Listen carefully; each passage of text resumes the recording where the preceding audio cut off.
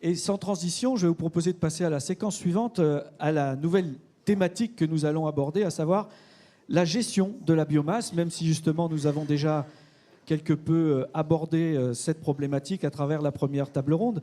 Et avant de répondre à cette question, avec nos invités que je vous présenterai dans un instant, je vais proposer à deux témoins de bien vouloir me rejoindre sur scène. Agnès Langevin, qui est vice-présidente en charge de la transition écologique et énergétique pour la région Occitanie-Pyrénées-Méditerranée, et Fabrice Boissier, qui est directeur général délégué de l'ADEME. Merci pour votre présence également, madame, monsieur, et merci de bien vouloir me rejoindre pour quelques mots en introduction de cette table ronde que vous pourrez prononcer là où vous le souhaitez, au pupitre ou à cet endroit, comme vous le voulez, monsieur Boissier. Bonjour madame Langevin, bienvenue.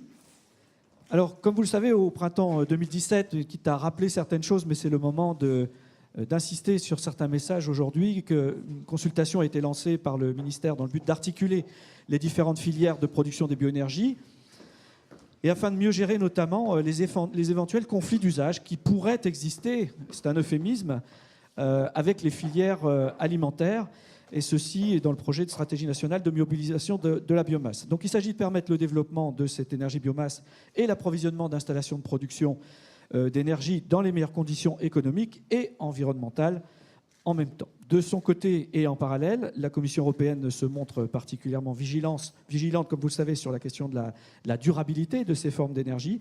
Et cette table ronde aura donc pour objet de faire le point sur ces questions cruciales. Pour l'introduire, je vous propose donc quelques informations et des regards croisés entre l'ADEME et une élue très impliquée en la matière. Donc, madame Langevin, monsieur Boissier, je vous laisse peut-être commencer. Et je vous rejoins dans un instant pour vous présenter les intervenants de cette table ronde. Bien, merci. Bonjour à tous. C'est un grand plaisir d'être ici avec vous pour parler de biomasse. Vous le savez, la biomasse, c'est quand même un vecteur essentiel de la transition énergétique.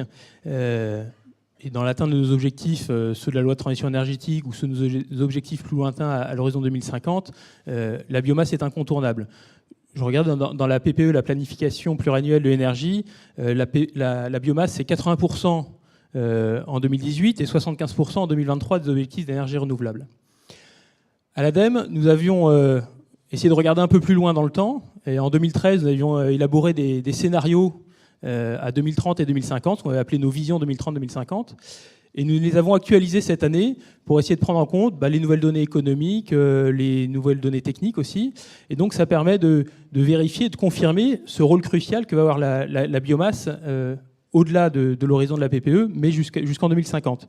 Pour vous donner quelques chiffres, aujourd'hui, la biomasse, c'est 12 millions de tonnes équivalent pétrole en énergie finale mobilisée.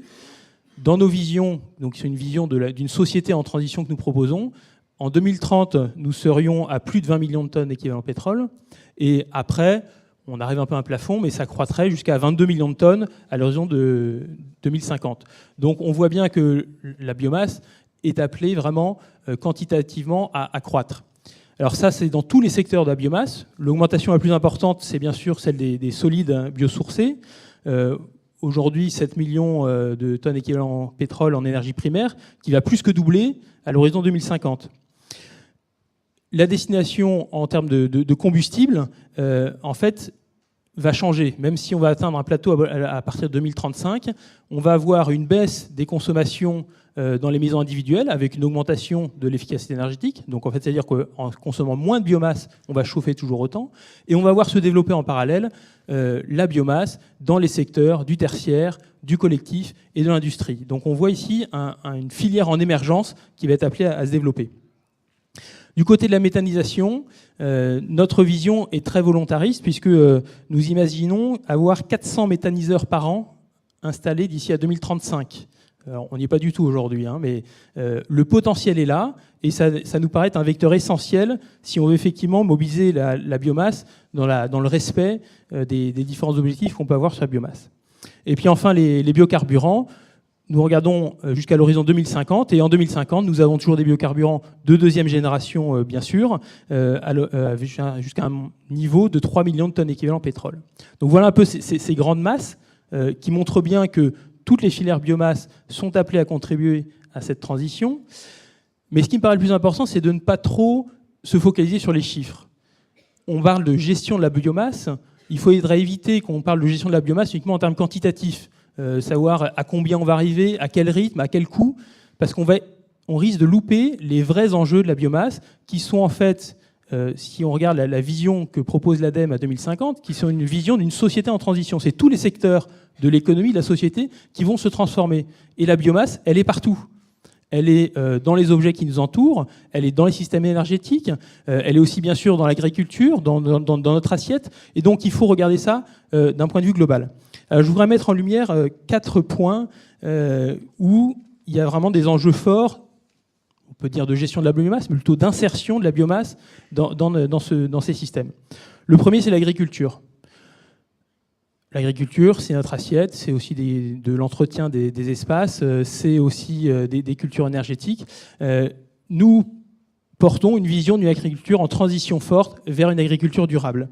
Et donc dans ce modèle-là, il va falloir mobiliser des résidus de culture, des effluents d'élevage, des cultures énergétiques éventuellement, pour faire de la bioénergie. Mais tout ça doit être dans un contexte durable, c'est-à-dire en ayant une attention forte à la durabilité des sols, par exemple. Il faut s'assurer qu'on maintient la fertilité des sols grâce au déploiement de pratiques agricoles nouvelles. Et c'est aussi, bien sûr, le scénario que nous proposons est conditionné à une évolution de nos modes d'alimentation. Il faut qu'on ait une diminution de la consommation de viande, parce que ça impacte l'ensemble des structures agricoles et ça libère aussi des disponibilités pour d'autres usages de la biomasse. Deuxième élément où on va voir l'interaction des bioénergies avec l'ensemble des filières, c'est la filière bois, qui a été évoquée par M. Le Picard à l'instant. On ne fait pas de la bioénergie toute seule comme ça, on fait de la bioénergie en articulation avec d'autres usages du bois, avec le bois d'œuvre, avec le bois industrie. Et tout ça veut dire que l'économie qui se développe autour de la filière bois est essentielle si on veut avoir une bonne valorisation de la biomasse. Troisième élément, la gestion de la forêt. On se place dans une perspective de lutte contre le changement climatique. Et donc, il faut mettre en balance la consommation de la biomasse en bioénergie avec le bilan carbone total. C'est un sujet complexe, largement débattu, mais nous avons estimé que le bilan net des scénarios agricoles et forestiers pourra être positif, mais ceci repose sur des choix de sylviculture, de pratiques agricoles qui sont forts. C'est-à-dire qu'il faut avoir des prélèvements de biomasse et une politique de retour au sol qui respecte le bilan carbone total. Une sylviculture dynamique, c'est aussi la capacité de faire de la forêt un vecteur de l'adaptation au changement climatique. Il faut que nous adaptions les essences pour s'adapter à l'évolution du climat. Il faut aussi que nous ayons des forêts plus résilientes. Et donc ça peut aussi passer par une meilleure exploitation de nos forêts. Et dernier point que je voudrais souligner sur ces perspectives de long terme, les systèmes énergétiques. Les bioénergies viennent s'insérer dans l'ensemble des systèmes énergétiques. Les voies de valorisation énergétique sont nombreuses. On peut faire de la chaleur, on peut faire de l'électricité, on peut faire des biocarburants. Et donc tout ça, il faut l'inscrire dans l'évolution de nos consommations énergétiques et l'évolution de nos systèmes de production énergétique aussi. Par exemple, je vous citais tout à l'heure les combustibles biomasse solides. On voit que dans nos propositions, jusqu'en 2035, on fait de plus en plus de chaleur. À partir de 2035, avec les progrès de l'efficacité énergétique, les besoins en chaleur diminuent légèrement et on va donc voir se développer de la cogénération, là où nous avons plutôt au départ des chaudières biomasse, chaleur uniquement. Et donc ça permet d'avoir de la biomasse qui vient contribuer au réseau électrique. Alors je ne rentrerai pas dans le débat de la taille de la bonne taille des installations, mais c'est à notre avis quelque chose de beaucoup plus diffus que uniquement quelques grandes installations. C'est au contraire des installations qui vont être au croisement des besoins de chaleur et d'alimentation du réseau. Autre exemple d'insertion dans les systèmes énergétiques, le gaz reste un vecteur important, je pense, dans la quasi-totalité des scénarios de transition énergétique. Il faut donc verdir le gaz et se pose une question d'arbitrage entre faire plus de gaz vert ou avoir de la biomasse pour d'autres usages, chaleur ou électricité. Et donc là, on peut dessiner différents scénarios à l'horizon 2050 qui convient bien sûr de construire ensemble. Au-delà des objectifs climatiques et énergétiques, la biomasse, c'est bien sûr aussi un élément central pour la production de la biodiversité, pour la sécurité alimentaire. Et c'est donc dans cette perspective globale qu'il faut considérer la question de la gestion de la biomasse. Donc, in fine, ce que je voudrais souligner avec cette perspective de long terme, c'est qu'on ne peut pas regarder la gestion de manière uniquement quantitative. Quand on parle de gestion de biomasse, en fait, c'est bien rentrer dans une logique de bioéconomie, mais non pas une bioéconomie au sens uniquement financier ou une économie de prédation ou une économie capitalistique. C'est une bioéconomie au sens étymologique du terme, c'est-à-dire comment est-ce qu'on va gérer la ressource commune, et la biomasse est vraiment une ressource commune, et la gérer non pas dans une logique de maximiser le profit aujourd'hui ou maximiser le bénéfice pour la génération actuelle, mais comment on va faire cette bioéconomie dans une logique durable, comme un bon père de famille prudent et avisé, comme on dit, et en ayant vraiment en tête que la biomasse, la bioéconomie sont des vecteurs essentiels de notre société de demain. Voilà, donc tout ça, une fois qu'on s'est mis dans cette perspective de long terme, ça nous donne aussi des éléments pour l'action aujourd'hui, et je vais juste en présenter quelques-uns très rapidement. En termes de gestion des ressources agricoles, je l'ai dit, méthanisation 100 installations par an, il faut absolument qu'on se mette sur ce rythme-là. On a une filière qui est en développement, c'est très intéressant, mais il faut passer la vitesse surmultipliée. Les dispositifs d'aide doivent s'adapter pour aider cette filière à croître, à diminuer en risque. Et l'ADEME est là pour ça aussi avec le fonds chaleur. Mais j'espère que dans quelques années, on arrivera à un rythme de croisière qui permettra d'avoir une filière qui soit à la fois industriellement compétente, avec de l'innovation, avec des emplois et avec de moins en moins besoin d'aide. L'autre exemple d'action pour le très court terme, c'est la gestion de la ressource forestière. François-Michel Lambert l'a dit, on a besoin de mieux connaître les ressources. Nous avons la 4e forêt d'Europe en France.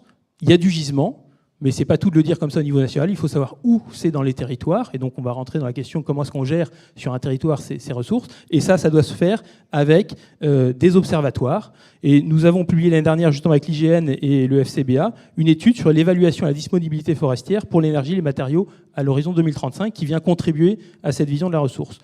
Une fois qu'on a une bonne vision de la ressource, il faut sortir le bois de la forêt. Vous savez que l'ADEME a aidé, avec les projets Dynamique Bois en 2016 et 2017, de nombreux projets justement pour améliorer la sortie du bois de la forêt. Il faut continuer sur cette trajectoire. Je voudrais dire un petit mot aussi sur l'innovation. On ne peut pas développer l'ensemble de la bioéconomie sans innovation. Il faut innover dans les secteurs comme la méthanisation, dans les secteurs comme les biocarburants, dans les secteurs du bois d'œuvre, dans les secteurs du bois construction. Et donc là, il y a aussi des gros enjeux. Le programme des investissements d'avenir doit permettre d'accélérer cette innovation. Et dernier point, ça me permettra de passer la parole à ma voisine. J'ai évoqué la question de l'insertion dans les territoires tout à l'heure. Elle est fondamentale. Aucun territoire n'est identique à son voisin. Il faut croiser les enjeux de ressources, d'activité économique, agricole, industrielle, et c'est à partir de ça qu'on peut dessiner des perspectives d'une bioéconomie qui soit à la fois locale et qui s'insère dans les perspectives qui sont celles que j'ai exposées en introduction. Voilà, donc je vous remercie pour votre attention, puis je vous passe la parole. Merci Monsieur Boissier, merci Madame Langevin encore une fois pour votre présence. J'imagine que vous partagez un certain nombre de points de vue avec ce qui vient d'être rappelé par Fabrice Boissier. Vous nous proposez une illustration concrète de terrain, si je puis dire, avec l'expérience que vous avez dans votre propre région de cette gestion de la biomasse.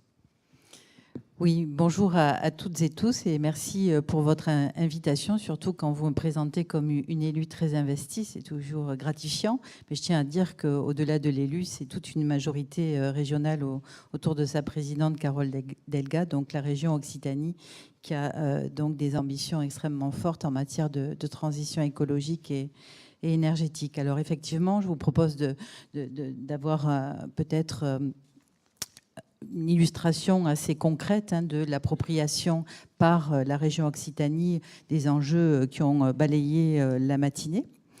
Et vous dire qu'effectivement, l'ensemble des politiques sectorielles, qu'elles soient du développement économique, de la préservation de l'environnement, de la transition énergétique, mais aussi du tourisme, de l'agriculture, ça a été rappelé par mon voisin, comment ces politiques sectorielles, finalement, vont concourir, chacun à leur niveau, à la structuration de la filière bois, soit par, évidemment, du développement économique et des débouchés économiques. En région Occitanie, la filière bois, c'est sur son territoire 10 000 entreprises et 32 000 emplois. Donc, vous voyez les enjeux. C'est aussi un défi en termes agricoles, pour la sylviculture bien sûr, mais aussi pour des techniques différentes, en tout cas alternatives avec l'agroforesterie ou la diminution des intrants par un apport de matière organique. Un enjeu bien sûr de transition énergétique sur lequel je vous propose de faire un focus. La région Occitanie a une ambition forte, celle d'être à l'horizon 2050 la première région à énergie positive en Europe. Et pour cela, nous avons décliné, en partenariat avec l'ADEME, une trajectoire spécifique à l'Occitanie. Nous avons donc élaboré un coefficient dit REPOS, région à énergie positive, qui fait le rapport entre la consommation d'énergie finale issue des énergies renouvelables sur la demande finale d'énergie. Et nous avons décliné par vecteur énergétique les marches que nous avons à gravir à l'échéance 2020, 2030 et 2050. Au jour d'aujourd'hui, nous sommes à un coefficient REPOS qui est de 19,4%. Un scénario tendanciel nous mènerait qu'à 34% à l'horizon 2050. Et donc, nous avons l'ambition d'être à 100% au niveau des énergies renouvelables. Donc, vous voyez l'effort que nous avons à faire et la mobilisation forte de l'ensemble de nos politiques sectorielles autour de cet objectif, mais aussi tout le travail qu'il y a à faire en matière d'ingénierie technique, mais aussi d'ingénierie financière pour être au plus proche de nos territoires, puisque ça a été bien rappelé ce matin, la transition énergétique, c'est d'abord des projets intégrés de territoire, à la fois pour être cohérent avec l'adéquation production et consommation, mais aussi pour avoir une meilleure acceptation des citoyens, une meilleure acceptation sociale des projets, en particulier de méthanisation, puisque c'est un frein assez important sur l'émergence de projets sur nos territoires. Donc nous avons intégré dans ce scénario, évidemment, la mobilisation, la valorisation à la fois de la biomasse, mais aussi des biogaz. Avec, je vais vous donner la trajectoire, ça vous permettra de peut-être vous faire une meilleure idée. Donc, sur la biomasse, donc le bois énergie, en gigawatts, nous étions en 2010 à 10 850 gigawatts. Nous avons une ambition pour 2020 de 13 300 gigawatts et pour 2050 de 14 700 gigawatts, sachant que la région Occitanie est la première région en termes de valorisation de son bois et que nous avons une forte consommation de bois énergie, que ce soit de la part des ménages, puisque 14% des ménages en Occitanie se chauffent à partir du bois, mais aussi à partir des chaufferies et des chaufferies automatiques que nous finançons, que nous cofinançons de façon assez importante chez nous. Ensuite, et c'est là où nous aurons à être beaucoup plus peut-être à la fois incitatif mais aussi facilitateur, c'est pour le développement de la filière biogaz, puisque nous portons l'objectif 2050 à 4000 gigawatts. Le président Martin Malvy avait initié en Midi-Pyrénées un plan très ambitieux autour de la méthanisation avec un objectif de 100 unités sur le territoire de Midi-Pyrénées.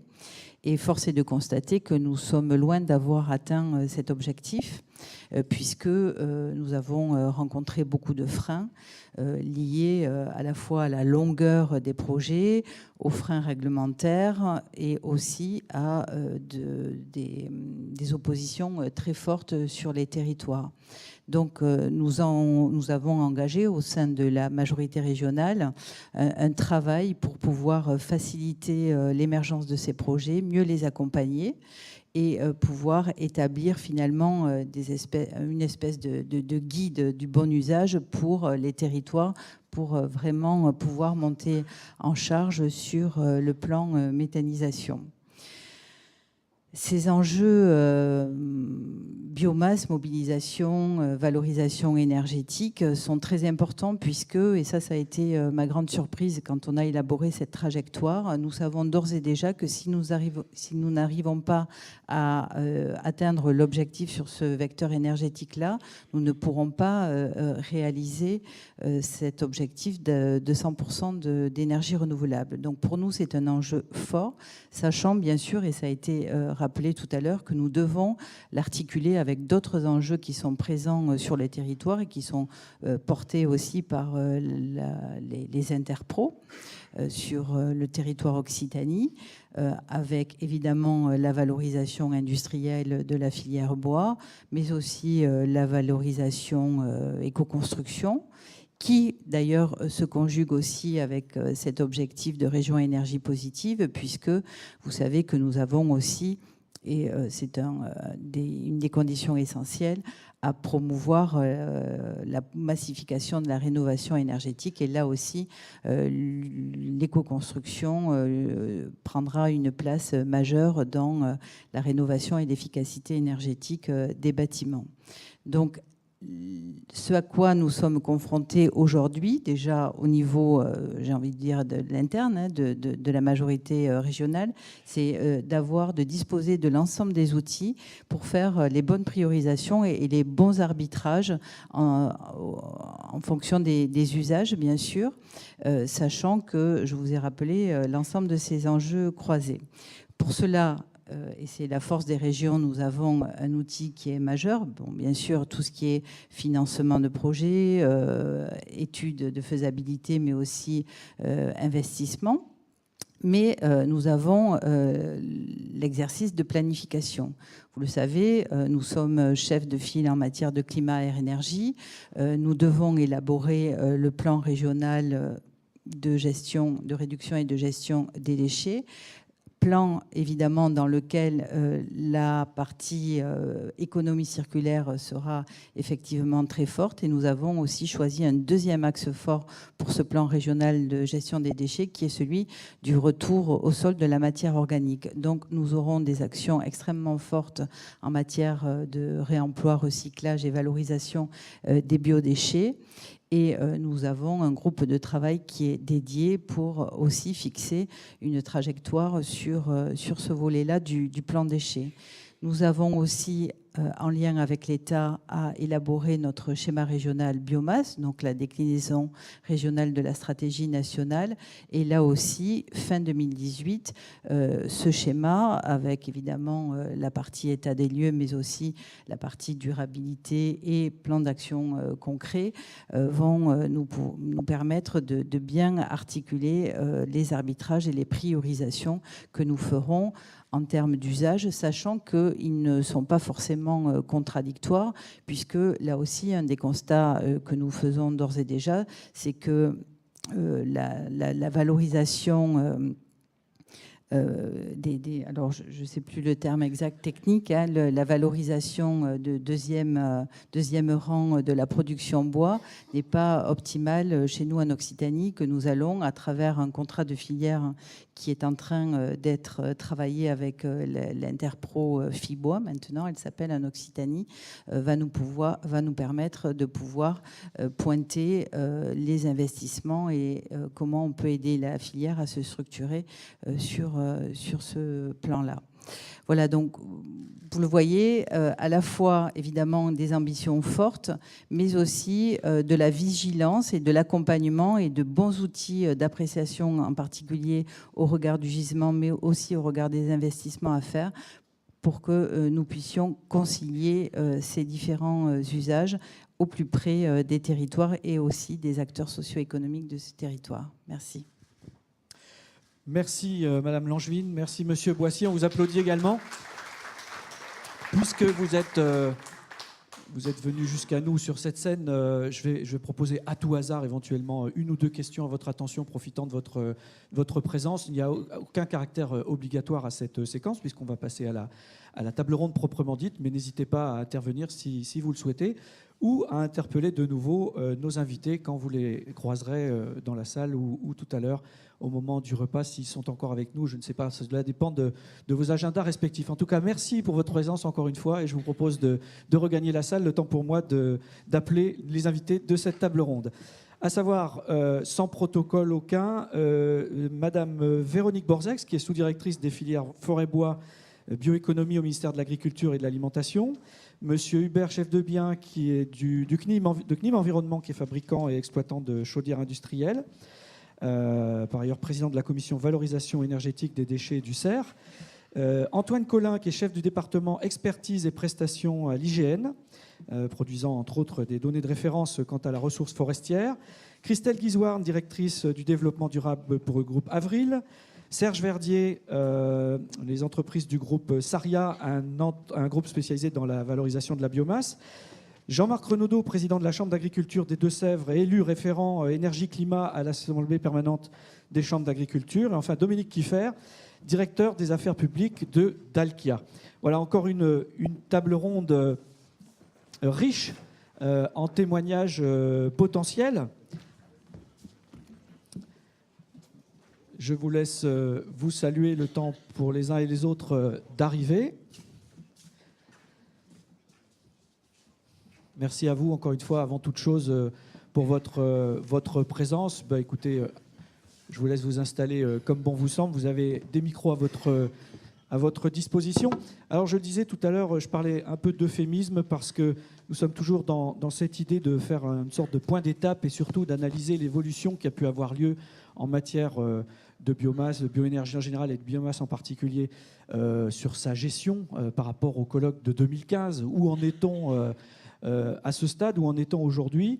Et pour commencer peut-être par quelque chose d'un peu positif globalement, je vous proposerai de rappeler les uns et les autres, si vous le voulez bien, les complémentarités dans les différents usages de la biomasse avant, et je ne vous le cacherai pas, d'arriver sur une partie peut-être un petit peu plus polémique pour ce qui concerne les conflits d'usage. C'est un petit peu la bouteille à l'encre, parce qu'on entend régulièrement parler à travers ce type de colloque, et notamment le colloque de CRFBE.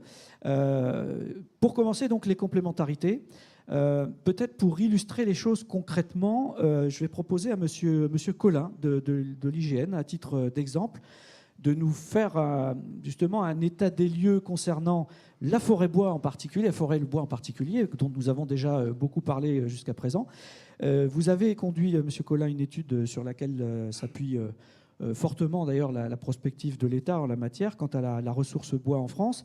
Et dans les grandes lignes, ma question consiste à vous demander quelles sont les grandes lignes, les grandes données, les principales données, et donc les enjeux pour la forêt française et les acteurs qui y interviennent, puisque nous en avons déjà parlé, comme je vous le disais, notamment dans la table ronde précédente. C'est l'occasion de montrer ce genre de complémentarité à travers l'étude que vous avez portée. Oui, merci. Bonjour à tous. Donc, je travaille à l'Institut national de l'information géographique et forestière, l'IGN. Et l'IGN a en charge notamment la mission de réaliser un inventaire des forêts métropolitaines, l'IFN. Et c'est en fait un observatoire permanent des forêts depuis 1960. C'est un des premiers inventaires en Europe. Et ça produit des informations, notamment les volumes de bois par classe de diamètre. Ces informations étant utiles à la définition et à l'évaluation des politiques publiques, mais aussi au développement des stratégies privées. Donc, fort de ces données-là, on peut déjà tirer un enseignement que nous apprennent en fait 60 ans d'inventaire sur la forêt française. Alors, la première information, ça a déjà été dit, et je pense que ce n'est pas vraiment une nouvelle pour les gens dans la salle, mais il y a un besoin de pédagogie, c'est que la forêt française est en expansion, et elle est marquée par une dynamique en fait de transition depuis un minimum forestier au cours du 19e siècle. Donc cette transition forestière, elle se marque par une expansion des surfaces importantes, puisqu'on a gagné 60% en fait de superficie forestière en un siècle. Alors sous la forme de boisements résineux notamment, aidés par l'État juste après-guerre, mais essentiellement d'accrus naturels, donc de peuplement feuillu. Et cette expansion forestière est donc très importante. Et en fait, elle se lie, les causes de cette expansion forestière, c'est évidemment les déprises agricoles et rurales, donc c'est-à-dire une désertion en fait des campagnes par les populations, qui a entraîné en fait une réduction de la tension sur les forêts. Et toute cette réduction de tension a permis un gain de surface forestière sur des terres agricoles abandonnées, mais aussi, et ça c'est important de le signaler, une évolution du faciès des forêts en fait, puisque les forêts, autrefois traitées sous la forme de taillis, notamment pour faire du bois énergie, ont été abandonnées et donc se sont converties naturellement vers des peuplements plus denses, des peuplements plus hauts, des futaies en fait, qui capitalisent davantage. Et donc le stock de bois sur pied, en fait, au cours des 30 dernières années, s'est accru de 50% en France. Donc fort de ces chiffres-là, on se rend bien compte qu'on n'a pas de problème de ressources globalement en France, elle est présente, d'autant que l'étude que nous avons réalisée en 2015 pour l'ADEME, avec le FCBA, a permis de montrer que les disponibilités supplémentaires en bois étaient de l'ordre de 12 millions de mètres cubes à l'horizon 2025, et ce chiffre-là a été repris dans le programme national forêt-bois du ministère de l'Agriculture. Donc on n'a globalement pas de ressources globales en France. Maintenant, c'est évidemment un peu caricatural de dire ça, et il faut regarder dans les détails, puisque la forêt française est complexe et hétérogène.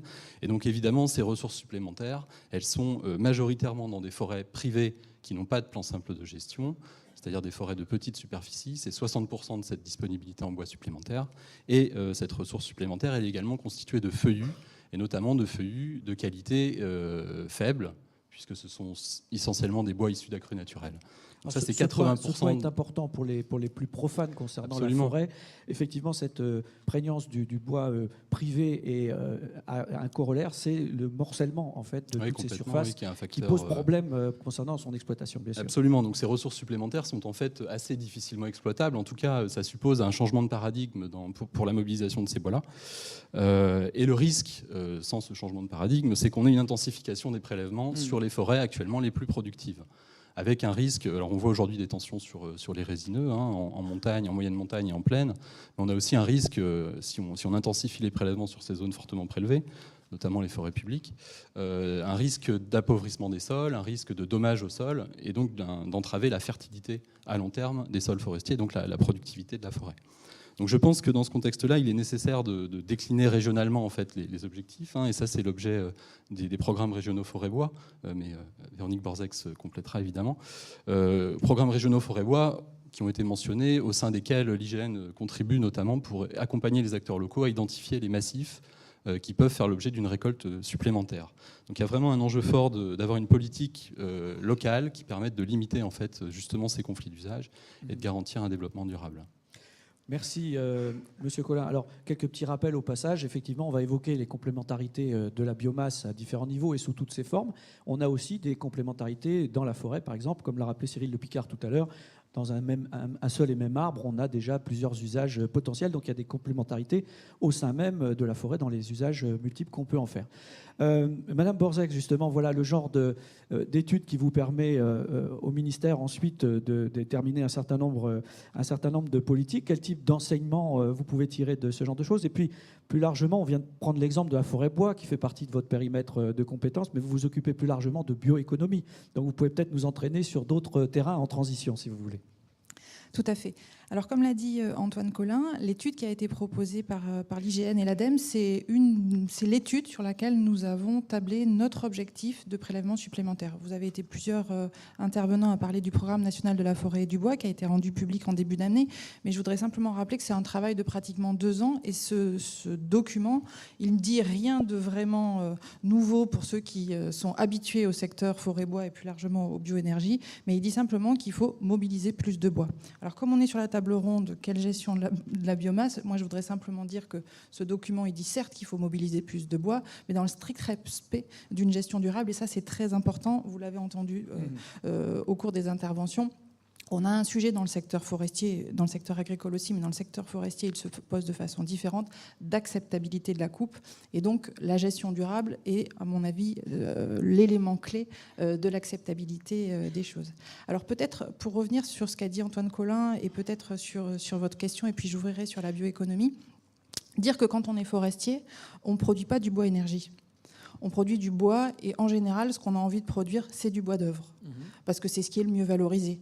Et qu'en général, quand on est forestier et qu'on fait une sylviculture active, on veut valoriser au mieux sa production. C'est une partie noble, mais les chiffres sont là. Absolument. De toute façon, en termes de et valorisation. ce qui est intéressant de voir en forêt, mais c'est vrai tout aussi en agriculture, c'est qu'effectivement, sur une même parcelle, pour une même parcelle forestière qu'on va exploiter, on va pouvoir sortir du bois d'œuvre, du bois de trituration et du bois énergie. Et ça, c'est important. Alors, on parle d'articulation, de hiérarchisation des usages. On y reviendra tout à l'heure sur les tensions qu'il peut y avoir. Mais il faut bien avoir en tête que le bois énergie, c'est un sous-produit de la production de bois et c'est important.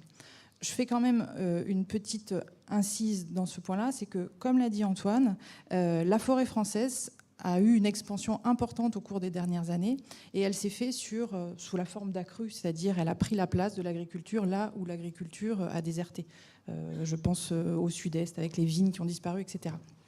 Mais cette forêt qui s'est mise en place, c'est pas une forêt gérée, c'est pas une forêt, pas partout, mais en tout cas, une partie de cette forêt est une forêt qui n'a pas eu de sylviculture active. Forêt de conquête, un petit peu réensauvagée quelque part. Et pour ceux qui ne sont pas forestiers dans la salle, il ne faut pas croire que la forêt pousse toute seule. La forêt ne pousse pas toute seule. Sinon, on fait du bois énergie et uniquement du bois énergie. Et c'est vrai qu'ensuite, c'est compliqué d'aller expliquer à un propriétaire qu'il faut mobiliser cette forêt parce que son revenu est très peu important. Donc le bois énergie, c'est aussi une façon d'aller améliorer des forêts qui aujourd'hui sont en impasse de sylviculture et c'est un point très important.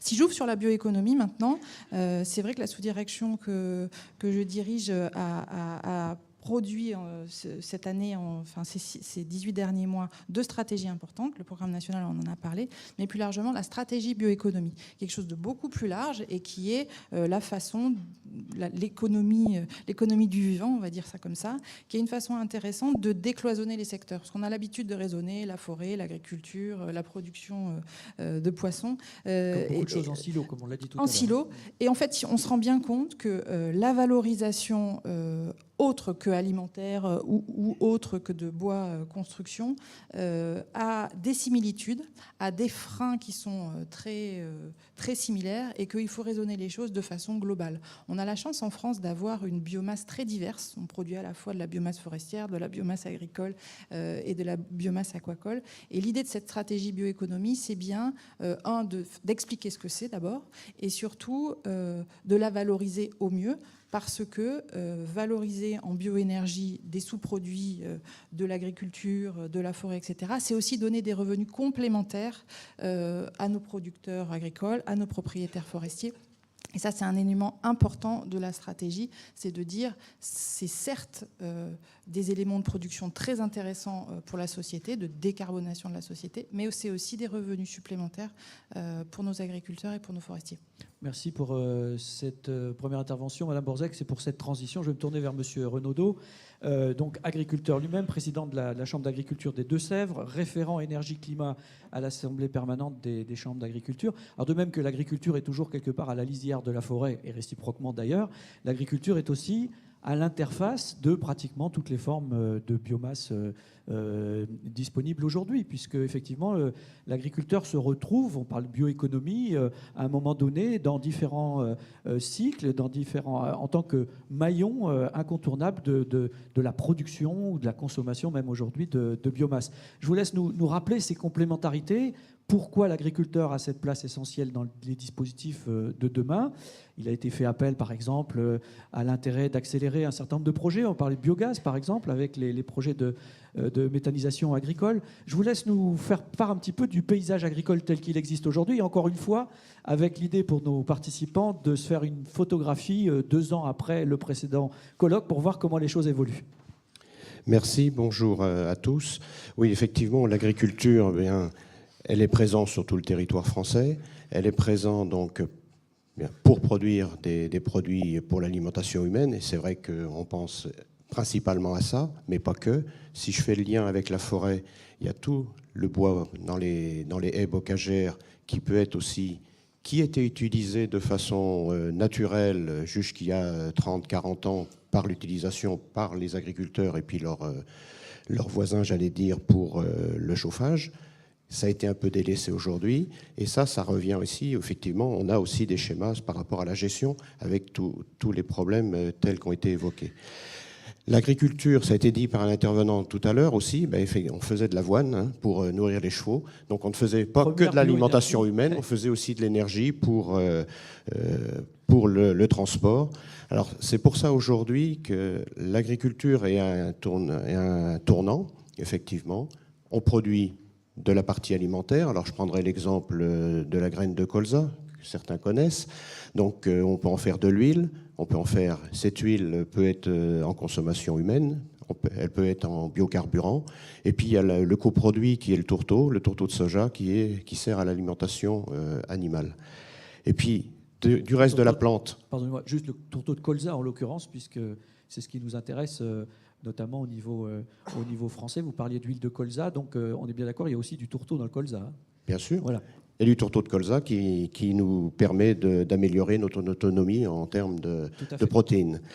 Et puis la plante, il reste le reste de la plante, et puis les racines qui, elles, retournent au sol et donc améliorent la fertilité des sols, parce que la question a été posée aussi tout à l'heure par rapport à ces différents usages.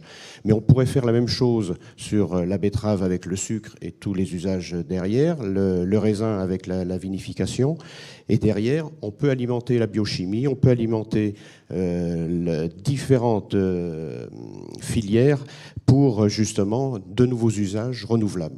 En fait, passer d'une économie liée aux énergies fossiles à une économie donc renouvelable liée à la biomasse. Alors après, on mettra toujours en avant effectivement que la priorité pour l'agriculture, c'est de nourrir les gens. Donc ça, c'est l'élément important. Nos coproduits doivent être valorisés mieux qu'ils le sont aujourd'hui. Je pense aussi à d'autres formes de coproduits que sont les balles, les différents éléments quand lors des moissons on récolte le grain, mais aussi il y a des déchets très légers qui peuvent être valorisés. Il y a d'autres usages effectivement qui peuvent être mis en place, et par rapport à ça, l'agriculteur donc en fait cultive une plante. Cette plante, elle se nourrit dans le sol, mais son énergie, elle le prend par le soleil. Donc là, il y a des possibilités importantes. À nous de trouver les différents créneaux. Pour notamment optimiser l'utilisation de la photosynthèse au maximum, qui est un des enjeux non seulement alimentaires, mais en termes de biomasse, c'est aussi tout aussi intéressant. À titre d'exemple, d'ailleurs, ça concerne par exemple, mais je parle sous votre contrôle, c'est aussi pour faire peut-être un exercice de pédagogie pour ceux qui ne connaîtraient pas aussi bien ce secteur, c'est ce qu'on appelle les cultures intermédiaires, par exemple, qui sont porteuses de beaucoup d'avenir en matière de disponibilité énergétique. Alors, en termes effectivement d'alimentation pour des cultures énergétiques, on a la possibilité de faire des cultures intermédiaires, donc entre deux cultures alimentaires, pendant la période d'automne et d'hiver, de faire des cultures intermédiaires qui peuvent être valorisées en termes d'énergie. Et en fait, le concept, c'est de dire, on fait 3 cultures en 2 ans, et en fait, on maintient une couverture du sol la plus longue possible. Permanente, quasi permanente. Ouais. Quasi permanente. On règle d'autres problèmes environnementaux par rapport à des problèmes, que ce soit d'azote ou de dégradation du sol. Et le fait d'utiliser cette culture intermédiaire pour une valorisation énergétique, eh bien, on règle différents problèmes avec cette culture. Voilà, effectivement, accessoirement, avec des bénéfices connexes comme la captation de nitrates, etc. Merci, Monsieur Renaudot, pour cette façon d'avoir tracé un petit peu le paysage agricole, sans jeu de mots, justement, dans le cadre de la biomasse et des bioénergies. Monsieur Kieffer, on va revenir un petit peu sur le bois, si vous le voulez bien, qui a quand même une place prédominante, comme ça a été rappelé.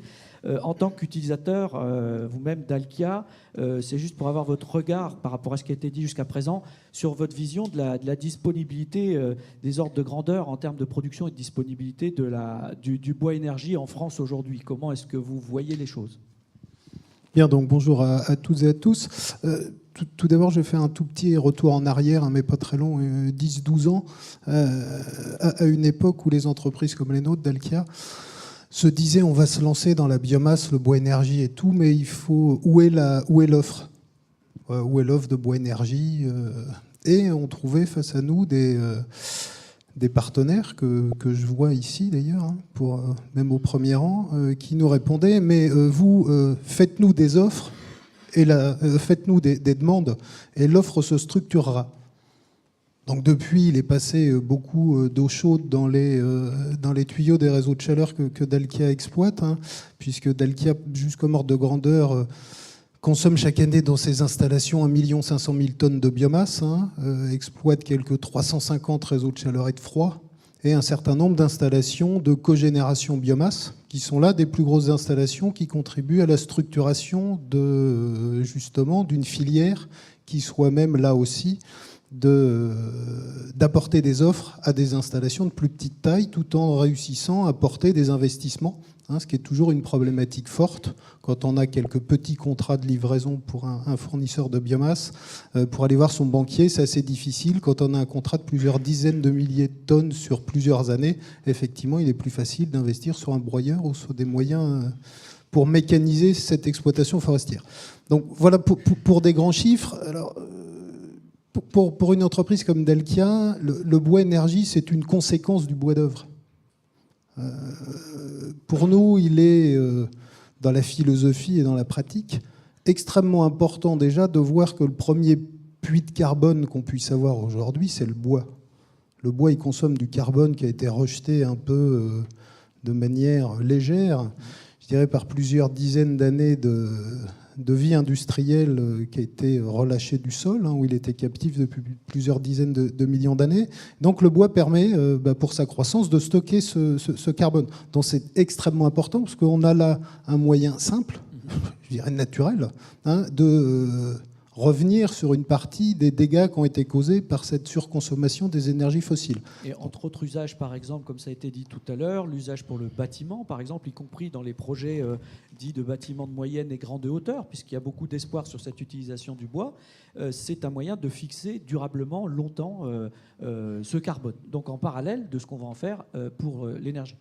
Tout à fait. Donc nous, vraiment, l'objectif, il n'est pas question, dans notre philosophie, de voir des arbres mis dans des broyeurs pour faire du bois énergie. C'est une hérésie totale. Alors après, qu'on soit obligé pour des problématiques conjoncturelles d'avoir affaire à ce type de situation parce qu'il y a justement un écroulement des marchés du bois ou des choses comme ça, qu'il y a des tempêtes dans le bassin de la forêt landaise ou des choses comme ça, on peut être amené, je dirais, ponctuellement à offrir aussi un exutoire à des quantités de bois qui seraient non utilisées. Mais vraiment, pour nous, la philosophie, c'est construisons en bois, faisons des meubles en bois, sortons du bois de la forêt française en l'exploitant de manière durable. Et ça libérera des volumes de bois énergie qui permettront d'atteindre les quantités et les proportions fixées par la loi de transition énergétique et les accords de Paris. On parle de 38, de la chaleur, le président de la FEDEN le rappelait tout à l'heure, c'est 48% des usages de l'énergie en France. L'objectif, c'est quand même que cette chaleur soit issue à 38% d'énergie renouvelable et de récupération. Une entreprise comme Dalkia, je fais toujours un prêche un peu pro-domo, c'est normal, en 2016, 29% de son mix énergétique était issu d'énergie renouvelable et de récupération. Donc on n'est pas encore aux 38%. Pour autant, on est au-delà de ce qui est constaté aujourd'hui au sein des professions, qui est de l'ordre de 20% de cette chaleur. Voilà, donc ce sont des enjeux extrêmement importants. Nous, on compte beaucoup là-dessus. On préfère prendre du bois qui est collecté à 50 ou 100 km autour de nos installations plutôt que d'importer du gaz qui, là, relâche effectivement du carbone très anciennement captif dans le sol. Merci, Monsieur Kieffer. Vous réinterviendrez si vous le souhaitez, puis notamment lors de la séquence de questions qui suivra. Monsieur Verdier, pour continuer ce tour de table, alors votre groupe a pour vocation de valoriser la biomasse dans son ensemble, différentes formes de biomasse et pour différents usages. Je vous laisse nous décrire, nous donner à titre d'exemple, pour ceux qui ne connaîtraient pas votre activité, ce que l'on peut faire de cette biomasse. Bien, bonjour à tous. Donc, le groupe Saria, Saria, ça veut dire Société anonyme de recyclage pour l'industrie agroalimentaire. Donc on fait des choses aussi glamour que l'équarrissage, mais on fait également, à partir des équarrissages, on va faire des corps gras, des graisses, qui peuvent être donc utilisés notamment pour la fabrication d'un biocarburant, donc qui a la chance du coup de ne pas entrer en conflit avec un usage alimentaire. On fait également de la collecte d'huile alimentaire usagée en restauration, et là aussi c'est le même débouché de fabrication donc de biodiesel. Et puis de manière plus récente, donc on fait de la collecte des biodéchets des professionnels dans le cadre des obligations qui ont été créé par la loi Grenelle 2. Tout détenteur important de biodéchets doit mettre en place un tri à la source, une collecte sélective pour un traitement biologique favorisant la réduction d'émissions de gaz à effet de serre et le retour au sol de la matière. Je suis désolé, c'est un peu long, mais c'est le texte de loi. Et nous nous inscrivons dans cette démarche. Alors pour revenir, et donc c'est particulièrement ce nouveau domaine, d'accord, sur lequel je voudrais commenter un peu plus. Donc tout d'abord, notre slogan aujourd'hui, c'est l'affaire de tous, hein, et je voudrais remercier Cyril Le Picard. Donc même si ses racines sont fortement ancrées dans le bois, il a su élargir France Biomasse à l'ensemble des bioénergies, que ce soit le biogaz ou les biocarburants, et c'était tout le mérite qui a été fait tout au long de ces 5 dernières années pour que le France Biomasse devienne cette branche biomasse ou bioénergie du syndicat des énergies renouvelables. Donc c'est l'affaire de tous, c'est l'affaire que ce soit en termes de mode d'énergie, mais que ce soit également en termes de citoyens. Et là aussi, je trouve que la frise qui vient illustrer l'affiche, donc je remercie ceux qui l'ont créé, on voit bien donc des citoyens sur leur vélo, on voit bien des citadins, on voit bien des bennes à ordures, on voit bien l'agriculteur, on voit bien la culture, on voit bien l'élevage, on voit bien l'unité de méthanisation. Donc c'est ça, c'est le message de tous. Et avec au milieu de tout ça, donc le biogaz, hein, qui est un peu, pour reprendre une expression créée récemment, le couteau suisse des énergies renouvelables. Donc, qu'est-ce qui a changé depuis 2 ans? Beaucoup de choses. Hein, on a eu des nouveaux tarifs pour les sites existants sur la partie de l'électricité produite. On a eu la prolongation des contrats d'obligation d'achat de 15 à 20 ans. Et on a eu encore tout récemment, en tout cas pour la méthanisation à la ferme, la reconnaissance que le digestat n'est plus un déchet. Donc le digestat, hein, c'est ce qui résulte de la matière une fois qu'on a enlevé son pouvoir méthanogène. Hein, pour une tonne de biodéchets qui rentre, que ce soit une tonne d'effluents d'élevage ou une tonne de déchets de cuisine, on va récupérer une tonne de digestat, qui est donc un fertilisant. Donc ce fertilisant n'est plus un déchet quand c'est une méthanisation à la ferme, bien sûr sous réserve de respecter un certain cahier des charges, mais c'est maintenant un produit, donc il faut qu'on continue dans cette démarche. Donc voilà, beaucoup de choses ont été faites, hein, de manière très positive. Si je prends l'exemple de Saria, il y a 1 an, nous produisions, chaque semaine, nous injections sur le réseau 1 million de kilowattheures, donc 1 gigawatt électrique, et depuis 2 semaines, nous en sommes à 1 giga 6, alors même que nous n'avons pas augmenté le nombre d'unités de méthanisation que nous traitons. Donc c'est bien dans l'évolution des unités existantes. Dans leur optimisation. Ouais. Dans leur optimisation. Et là, je voudrais ajouter un commentaire par rapport à la table ronde précédente. On a vu des politiques, on a vu les collectivités locales, on a parlé des citoyens qui parfois s'opposent, parfois soutiennent. On a vu que les porteurs de projets devaient faire preuve de pédagogie, de créativité, d'efforts de communication. Je pense que dans tout ça, il ne faut pas qu'on oublie nos administrations de tutelle, puisque là aussi, on considère des comportements très différents entre des régions qui ont l'habitude de gérer des unités de méthanisation, qui en ont plusieurs sur le territoire, et d'autres pour lesquelles elles débutent. Donc ce n'est pas critique, hein, ce que je dis, ce n'est pas narquois, c'est juste d'apprendre, là aussi, il faut que nos administrations, et que donc nous, porteurs de projets, nous, industriels, nous, collecteurs, nous apprenions à faire partager l'expérience et à pousser nos autorités de tutelle, qu'elles s'appellent DREA, DDDP, etc., à communiquer entre elles pour que, voilà, par exemple, on a failli être obligé d'arrêter une unité de méthanisation parce que la bâche du stockage de digestat s'était déchirée, alors que dans d'autres endroits, le stockage de digestat se fait à l'air libre. Oui. Tout ça sur notre territoire national. Mais c'est juste pour illustrer le type de différence. Un endroit, pour mettre un moteur de cogénération en plus, il faut une enquête publique. Pour d'autres, c'est juste un porté à connaissance.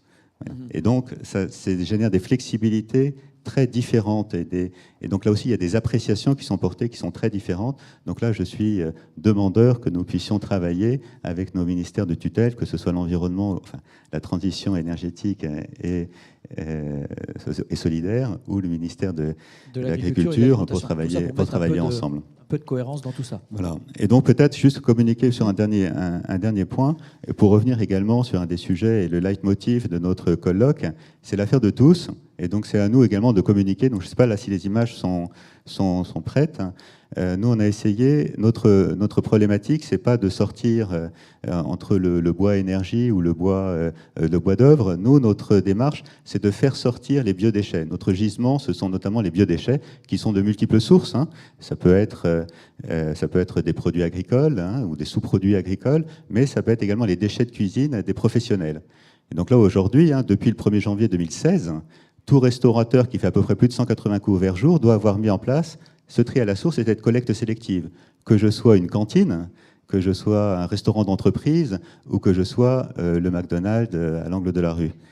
Et donc voilà, notre boulot, c'est de faire connaître que certes il y a cette obligation, mais il y a surtout des moyens d'y répondre.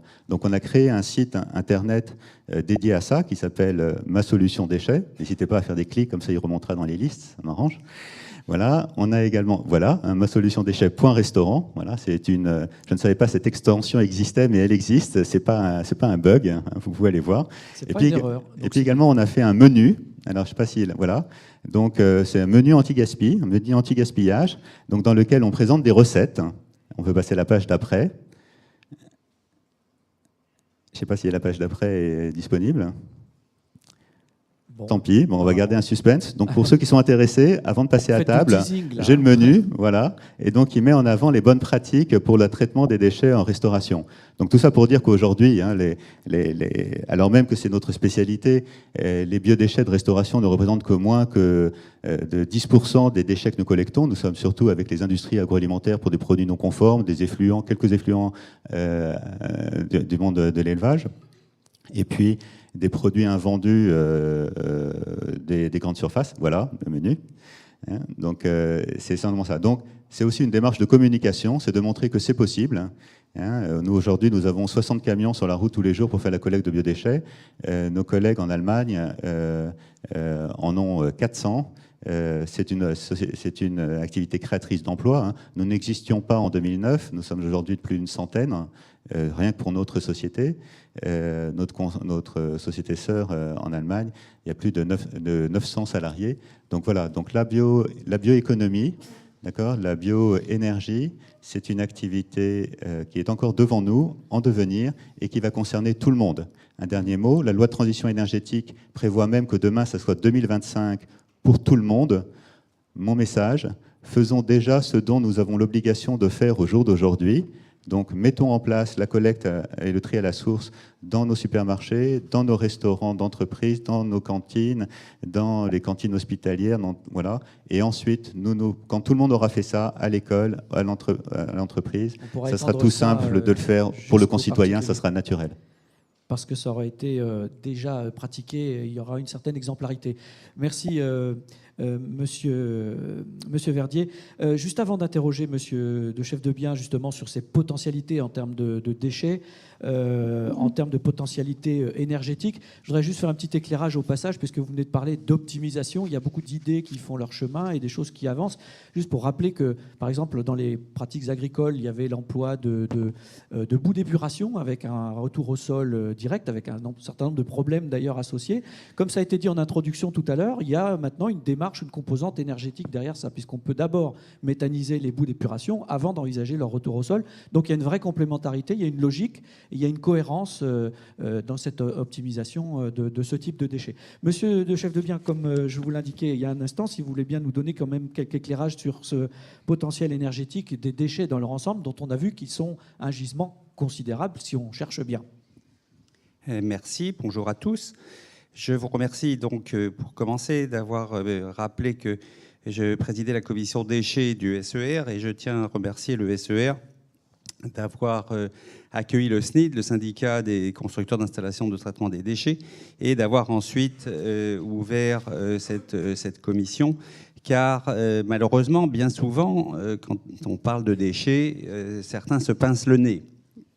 Quand on parle d'énergie renouvelable à partir de déchets, on se pose parfois des questions.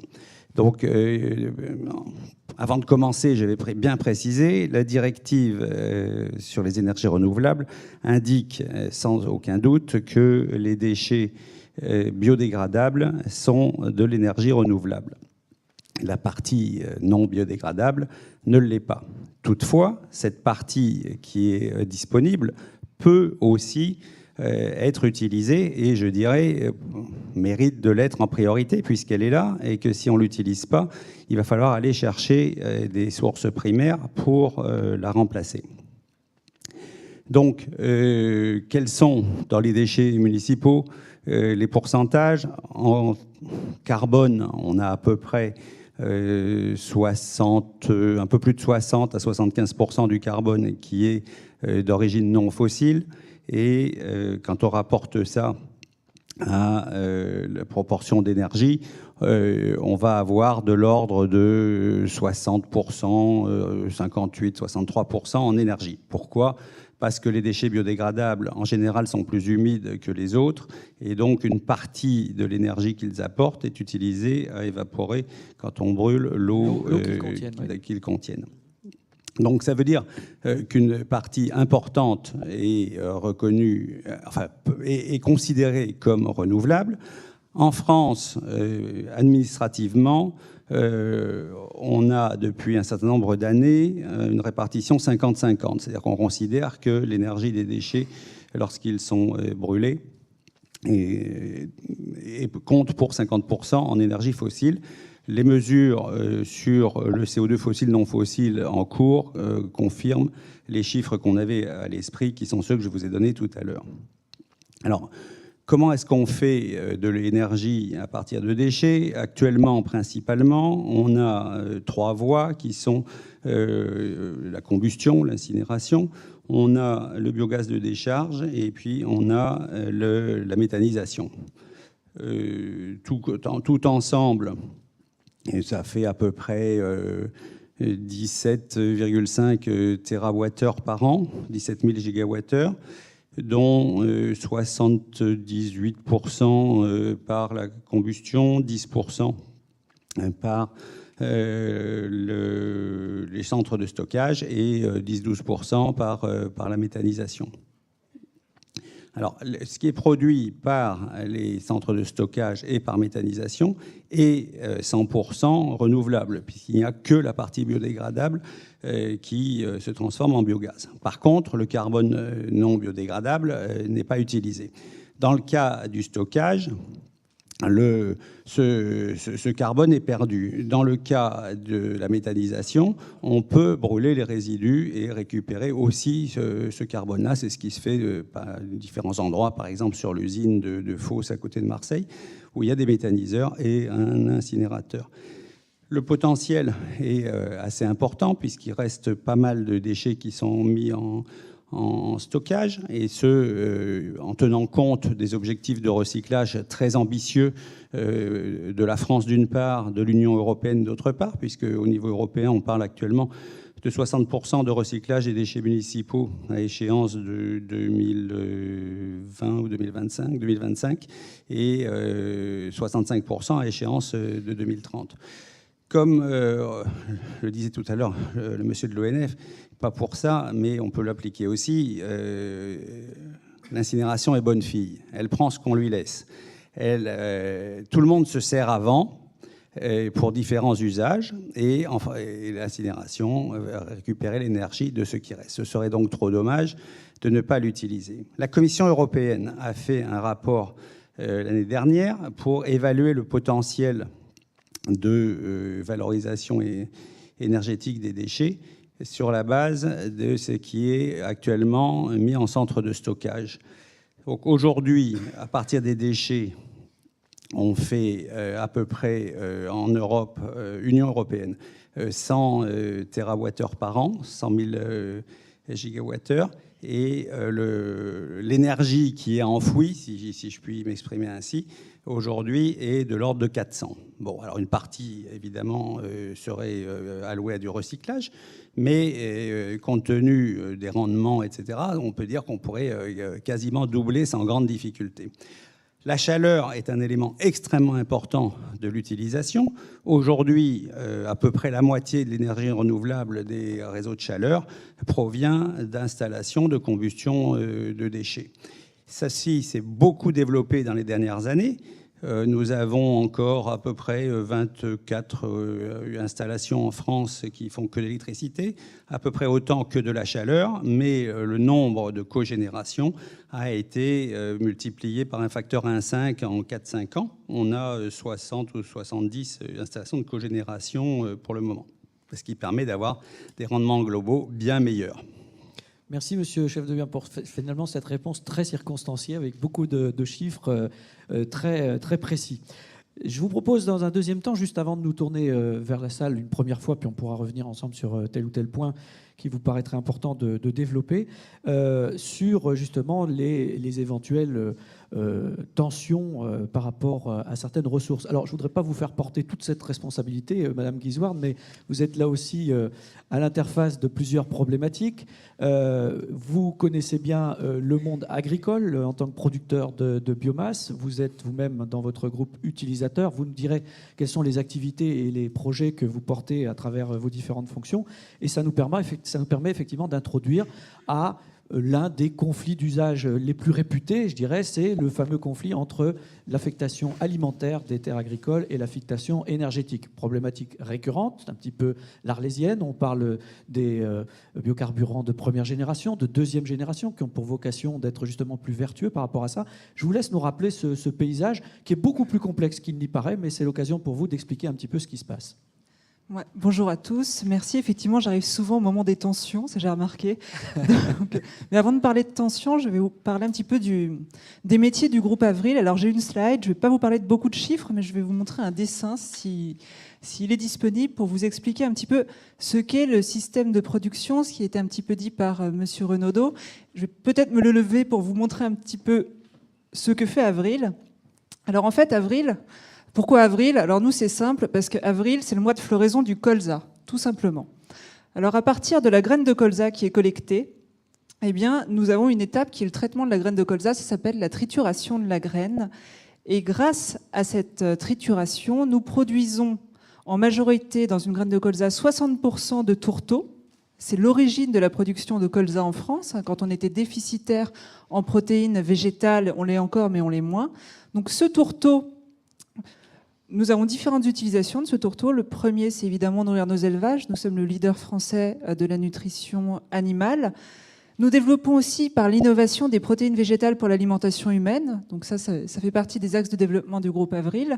La protéochimie, c'est de la chimie à partir de protéines. On peut aussi substituer un certain nombre de molécules fossiles par cette chimie.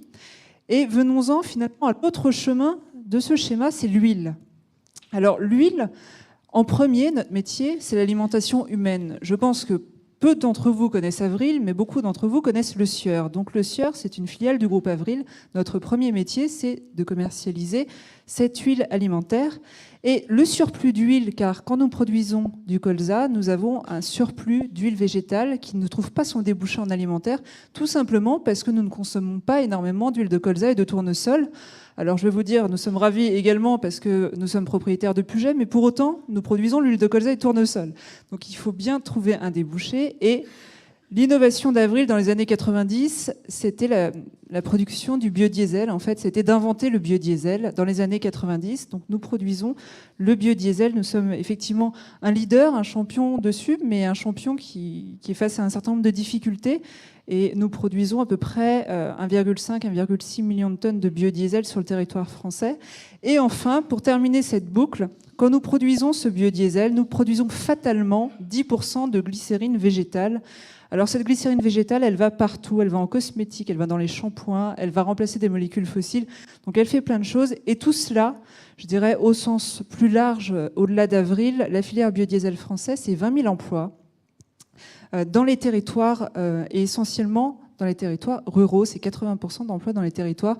Donc ce schéma qui avait déjà été introduit par monsieur, finalement, montre qu'avant d'arriver aux bioénergies et aux tensions, on part quand même d'une graine et que la biomasse, elle n'est pas utilisée en totalité en bioénergie. Une partie de cette biomasse est utilisée en bioénergie. Mais là, vous démontrez bien les complémentarités qui existent à la base. En fait, ce qui est important, je pense, pour les bioénergies, en particulier pour les biocarburants, c'est de regarder le système dans sa globalité.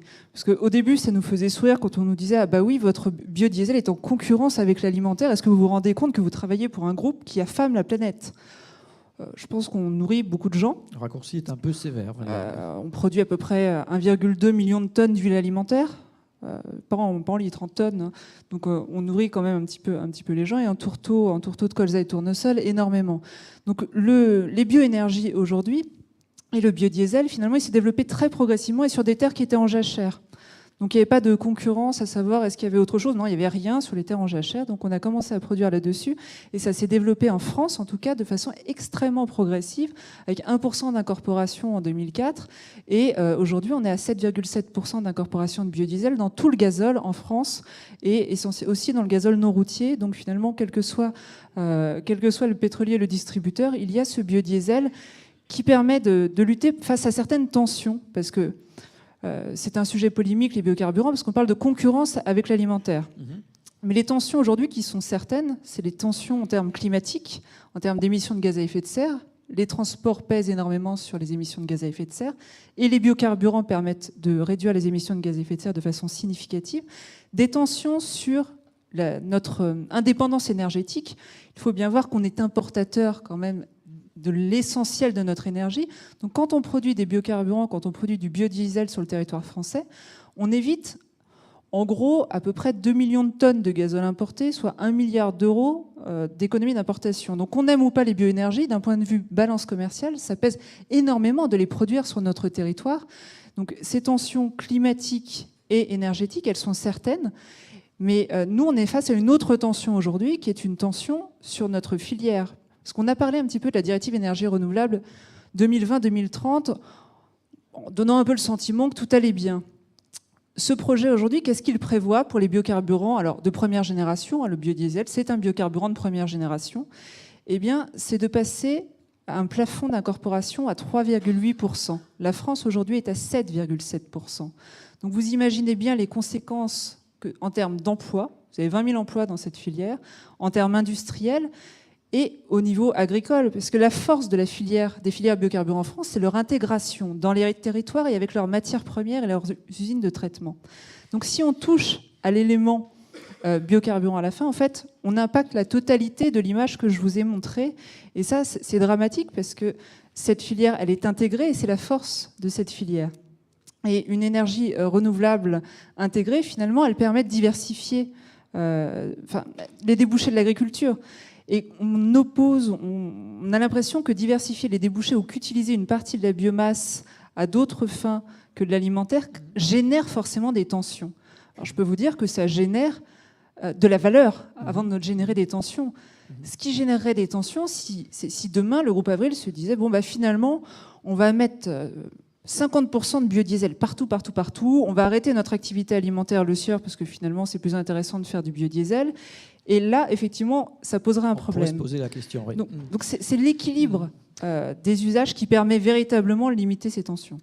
Merci, Madame Guizoard. Monsieur Renaudot, on est entre nous, on se dit tout. Qu'est-ce qui est à l'origine de ce que l'on vous reproche? Alors, c'est vrai que parfois, pour l'agriculteur, ça peut devenir un peu une situation un peu schizophrénique, parce qu'au sein même de son exploitation, dans ses propres activités, on lui demande d'un côté de limiter les intrants pour produire ce qu'il exporte du sol. On lui demande d'augmenter la matière organique du sol. C'est le programme 4 pour 1000 qui a été évoqué à l'époque de la COP 21, parce que pour des raisons agronomiques, bien sûr, qu'on peut très bien comprendre.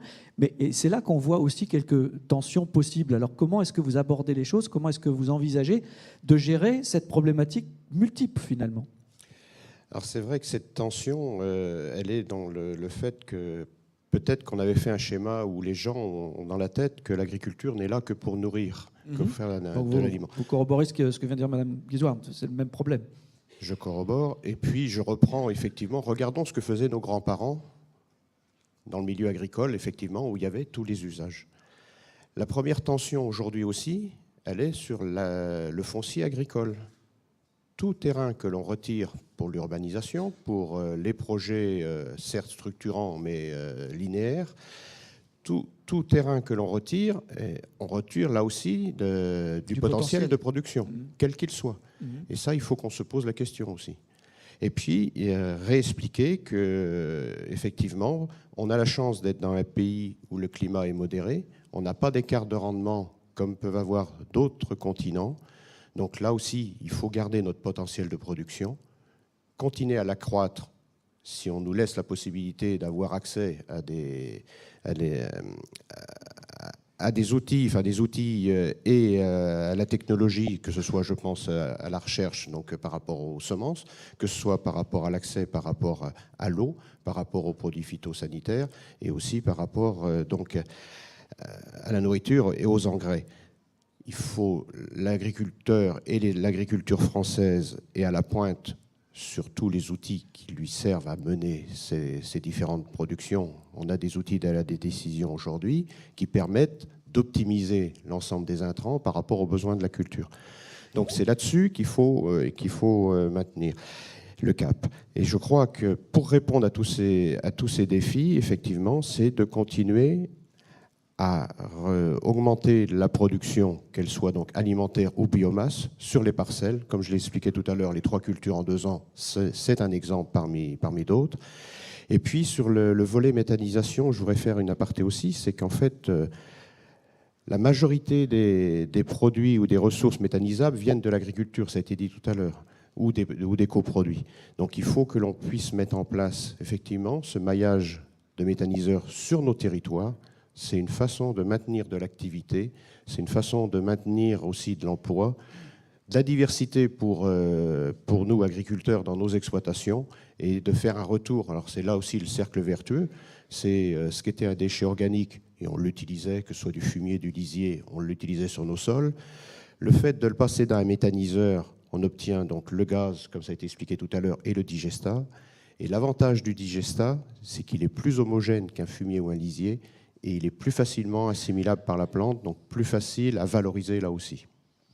Voilà, ça fait partie des bénéfices connexes ou collatéraux dont on parlait tout à l'heure, effectivement, parce que quand je parlais de complexité, c'est le moins qu'on puisse dire, puisque dans chaque métier, l'introduction de la notion de biomasse à vocation énergétique amène à des tas d'autres, j'allais dire découvertes ou redécouvertes, puisqu'il y a un certain nombre de choses qui relevaient de logiques anciennes, comme vous l'avez rappelé. Merci, Monsieur Renaudot. Je me tourne vers la salle une première fois parce que j'avais encore 1 ou 2 questions à vous poser, mais je voudrais vous donner la priorité. Monsieur à qui on va passer le micro, et ensuite, derrière, là, au 4e rang, monsieur qui vient de lever la main. Merci de vous manifester par avance, hein, si vous le souhaitez. Ça me permettra de vous situer dans la salle. Merci de vous présenter, monsieur. Jean-José Vaneg, du magazine ENR Développement Durable. J'aurais une question pour monsieur Verdier et une question ou 2 pour madame Guizoard. Alors, je commencerai par les dames, si vous me permettez. Dans un schéma où on pourrait envisager une réduction drastique de la consommation de viande, que devient la production de tourteaux et comment votre modèle économique se rééquilibre? Le schéma me plaît beaucoup que vous m'avez présenté. Ça, c'est extraordinaire. Avec ça, vous faites 3 heures de cours et vous vous en sortez bien. Ce que je reproche, pardonnez-moi, on ne parle jamais du cycle de l'eau dans ce genre de présentation. Je trouve ça un peu dommageable. Il faudrait peut-être nous éclairer un peu. Je ne voudrais pas raconter de bêtises à mes lecteurs ou à mes étudiants, puisque j'enseigne en même temps. Maintenant, je me tourne vers monsieur Verdier. On va peut-être laisser répondre madame Guizoard, si vous le voulez bien, hein, pour faire les choses dans l'ordre. Alors, sur la consommation de viande, c'est une vraie tendance, hein. Je dirais que ce n'est pas le groupe Avril qui va faire consommer plus de viande aux gens, et on ne va pas pousser à la consommation de viande. Ce que je vous ai montré dans le schéma, c'est que déjà, évidemment, on est toujours en déficit de protéines végétales en Europe et en France, c'est-à-dire que la protéine de colza permet de remplacer des tourteaux de soja importés. Ça, c'est le premier point. Ensuite, sur la consommation de viande d'un point de vue global mondial, on sait qu'en 2030, avec l'augmentation de la consommation et l'évolution aussi des modes alimentaires, d'un point de vue global mondial, la tension sur les protéines végétales va augmenter, parce que la consommation va augmenter de 40% en fait.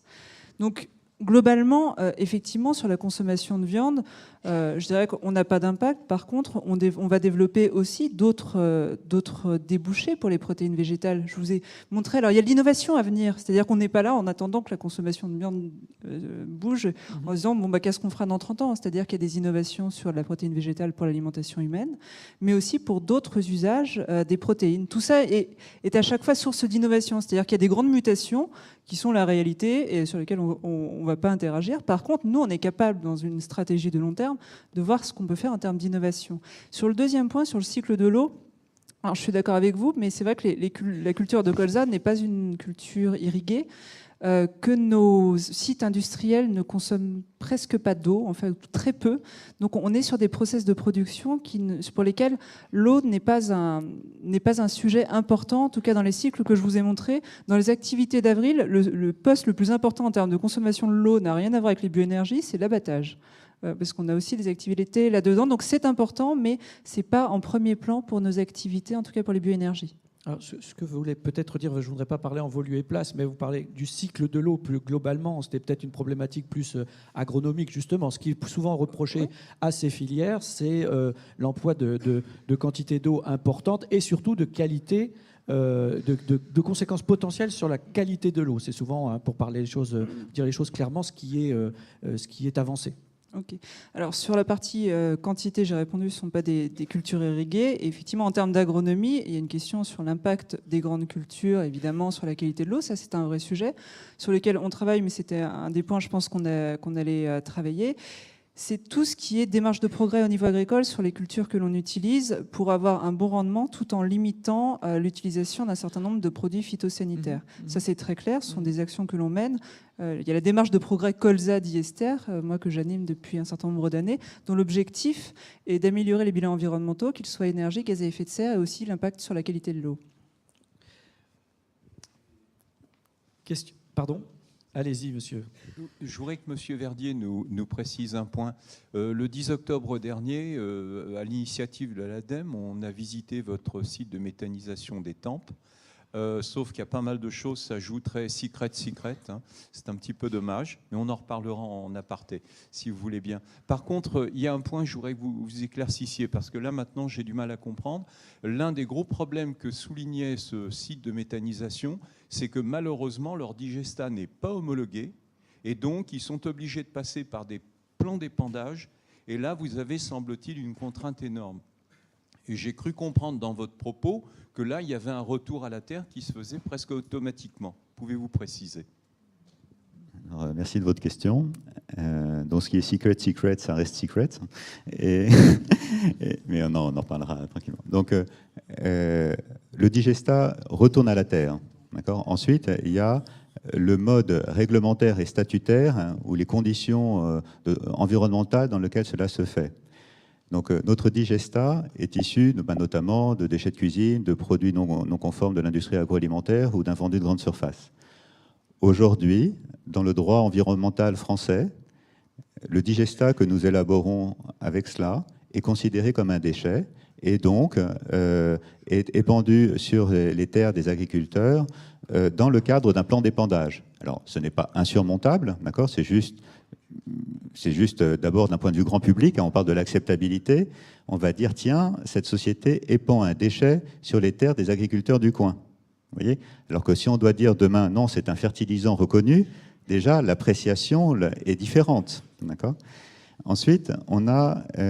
cependant, les choses évoluent. C'est ça que je veux dire. C'est-à-dire que notre collectivité, au sens large, vous, moi, nos administrations de tutelle, nos politiques, le voisinage, ça évolue. D'abord, alors même que c'est un déchet, l'acceptabilité par le monde agricole est de plus en plus forte. Je vais prendre un autre site, hein, en Loire-Atlantique. Quand nous avons commencé, ça devait être en 2010, et nous avons inauguré, en 2012, quand nous avons inauguré ce site, nous avions un plan d'épandage de 3000 hectares. Aujourd'hui, ce plan d'épandage est de 10 000 hectares. Alors, ce n'est pas nous qui pouvons décider, nous ne pouvons le faire qu'en accord avec les agriculteurs. Donc ça montre bien que le digestat est de plus en plus accepté et reconnu comme un bon fertilisant par le monde agricole, et nous ne sommes qu'une expérience, mais il y en a plein d'autres comme cela. Est-ce qu'on peut dire que malgré son statut de déchet, des progrès suffisants ont été faits pour justement augmenter cette acceptabilité en quelque sorte ? Alors il y a deux choses, hein. Il y a effectivement la connaissance par les agriculteurs, le travail fait par les producteurs de digestat, qu'ils soient méthaniseurs agricoles ou qu'ils soient méthaniseurs territoriaux ou industriels, mais également notre administration, la connaissance, l'ANSES, hein, a également reconnu les bonnes qualités de ce digestat, et les choses sont en train d'évoluer, puisque donc c'est en mars dernier, pour répondre à votre question, qui a été publié au journal officiel, le cahier des charges qui fait qu'un digesteur issu d'une méthanisation à la ferme, sous réserve qu'elle respecte certaines contraintes en termes de qualité d'intrants et de temps et de process, que ce digestat-là n'est plus un déchet, et donc, bien sûr, doit toujours être répandu pour respecter les besoins de la plante et les bonnes pratiques agronomiques, mais plus dans un cadre réglementaire du plan d'épandage. Et l'ANSES, c'est quand même pas tous les jours que cela arrive, invite la collectivité nationale que nous sommes, d'accord, à élargir la liste des intrants qui demain pourront être autorisés pour un digestat qui sera reconnu demain comme un produit. Donc c'est juste, le train est en marche, on avance pas à pas, mais c'est dans la bonne direction. Mais aujourd'hui, à Étampes, le digestat est toujours statutairement, réglementairement un déchet, alors même que c'est un très bon fertilisant. Mais voilà, il faut encore une fois que chacun ait le temps d'apprendre, de convaincre, de communiquer, et ça va se faire, ça va se faire. Merci, Monsieur Verdier. Merci, Monsieur, pour vos questions. Si vous le permettez, je vais considérer que votre qualité de journaliste vous a autorisé à poser 3 questions en rafale.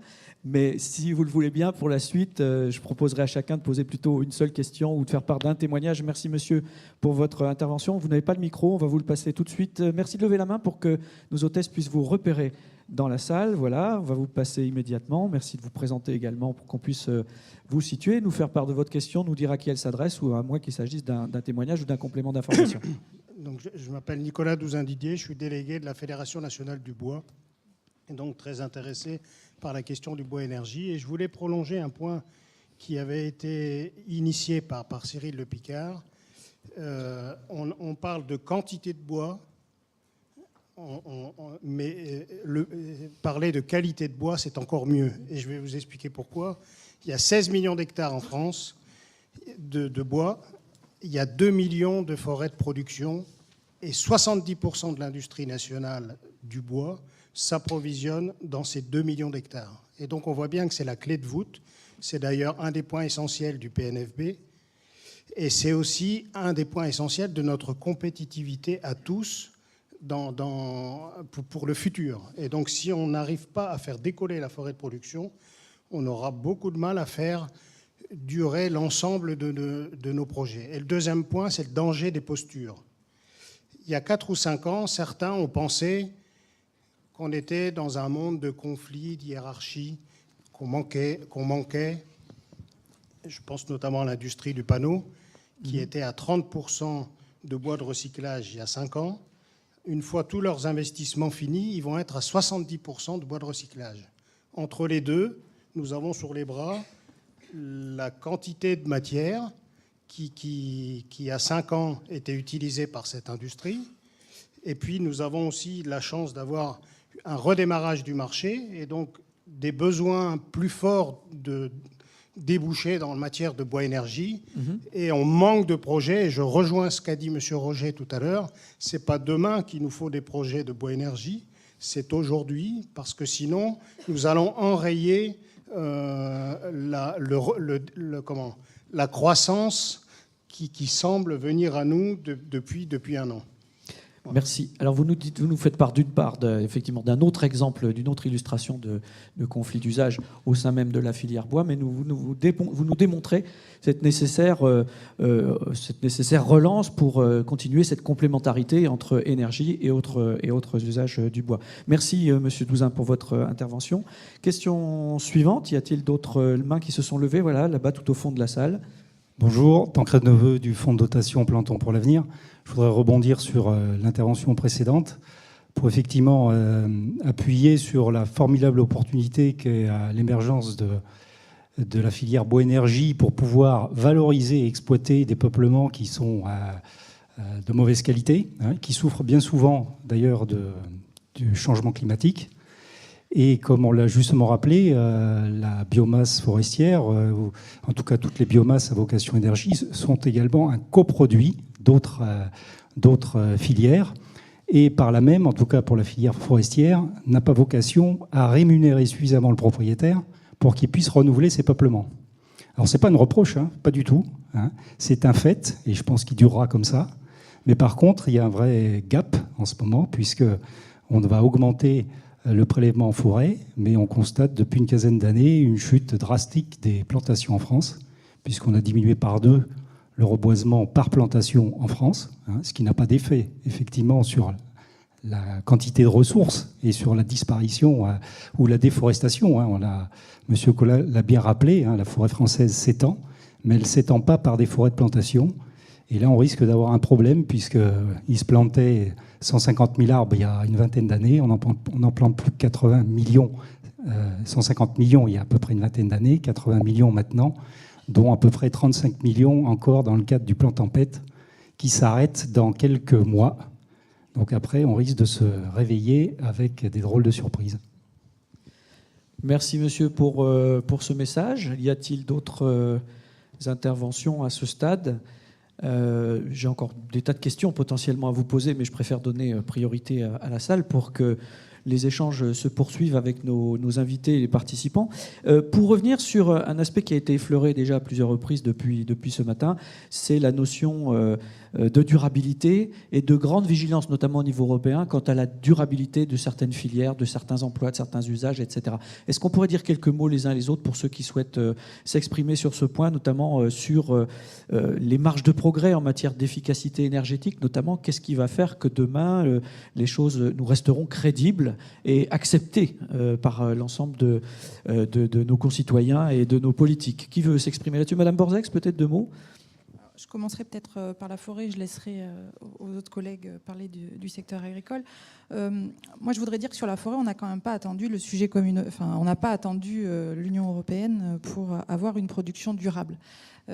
En forêt, pour ceux qui ne maîtrisent pas forcément ou qui ne connaissent pas bien le secteur forestier, on a un encadrement réglementaire qui est extrêmement poussé, c'est-à-dire que vous avez une forêt, vous voulez couper, vous avez 2 solutions. Soit vous avez un document de gestion, c'est-à-dire un document qui va expliquer ce que vous allez faire pendant les 10, 15, 20 prochaines années, les travaux que vous allez faire, et dans ce cas-là, vous suivez ce plan et vous n'avez rien à demander à personne. Il est validé par une instance qui est le CNPF, qui est l'établissement public de la forêt privée, et donc qui assure une gestion durable. Et si vous n'avez pas de document de gestion durable, ce qui arrive à beaucoup de petits propriétaires, si vous voulez couper, vous devez demander une autorisation à votre direction départementale.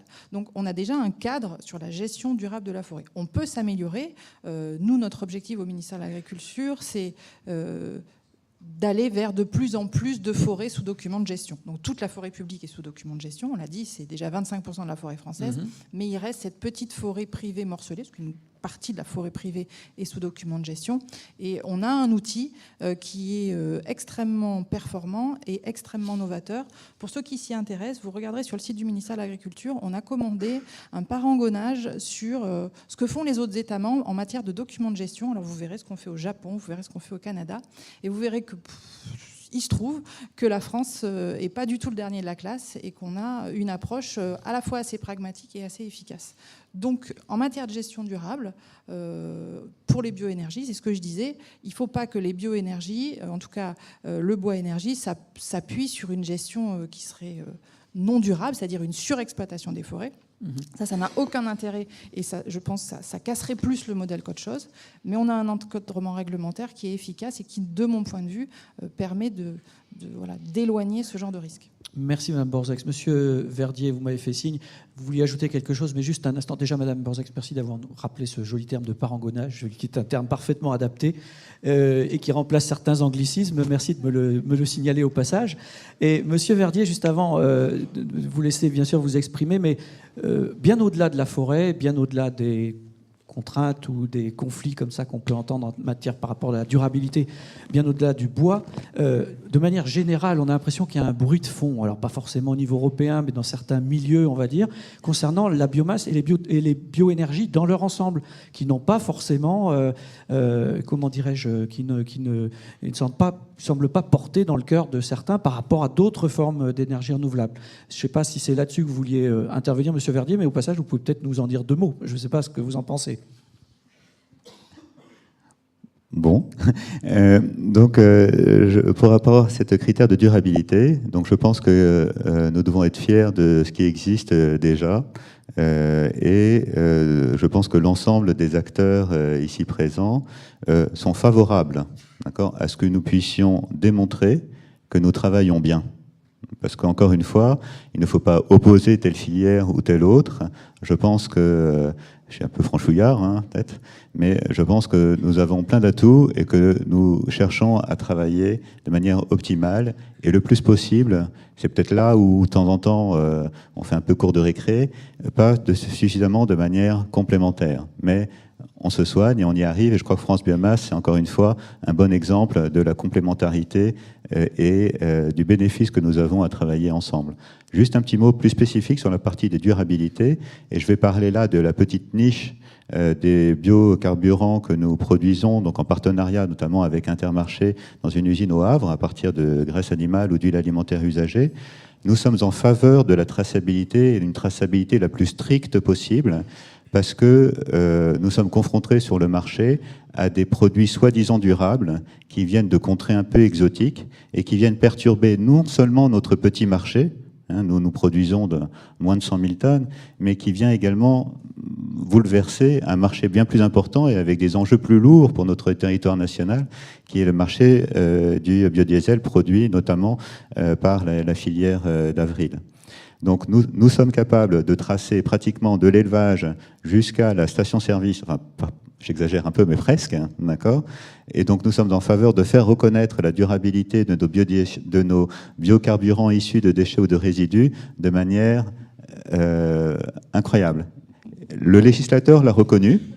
Le législateur a dit que ce sont bien ce type de mesures qu'il fallait être, mais nous sommes en attente depuis 18 mois. Je crois que c'est un arrêté qui doit sortir, donc j'espère que cet arrêté sortira bientôt pour que ces critères de durabilité, en ce qui concerne ces biocarburants très spécifiques, puissent faire reconnaître sur le marché la meilleure valeur environnementale de ce que nous produisons, nous, collectivité nationale, du restaurateur qui met en place la collecte des alimentaires usagés, fournis par le Sieur éventuellement à l'origine, jusqu'aux distributeurs de produits pétroliers qui achètent ces matières, et aux particuliers qui met ce carburant dans son moteur.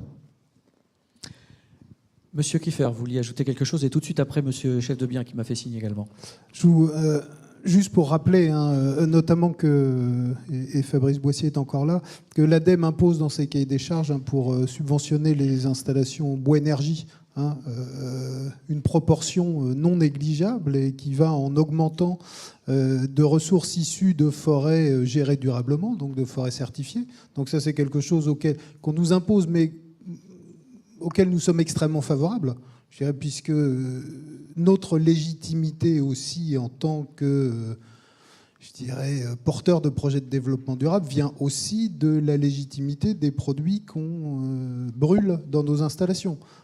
On participe aussi à utiliser des ressources qui n'étaient pas ou peu utilisées jusqu'aujourd'hui, des déchets verts, des refus de compostage ou des choses comme ça, qui passent dans nos grosses installations et qui n'avaient que peu, voire pas du tout, de voie de valorisation. La filière a beaucoup contribué aussi, bioénergie, à la création du statut de sortie de déchets, notamment, qui permet de récupérer certains bois propres pour en refaire un usage, notamment au niveau énergie. Donc vraiment, et je pense que ce que va aussi faire FBF au niveau de la forêt, des usages du bois et des choses comme ça, on a tous intérêt, tous ensemble, à porter un message extrêmement positif.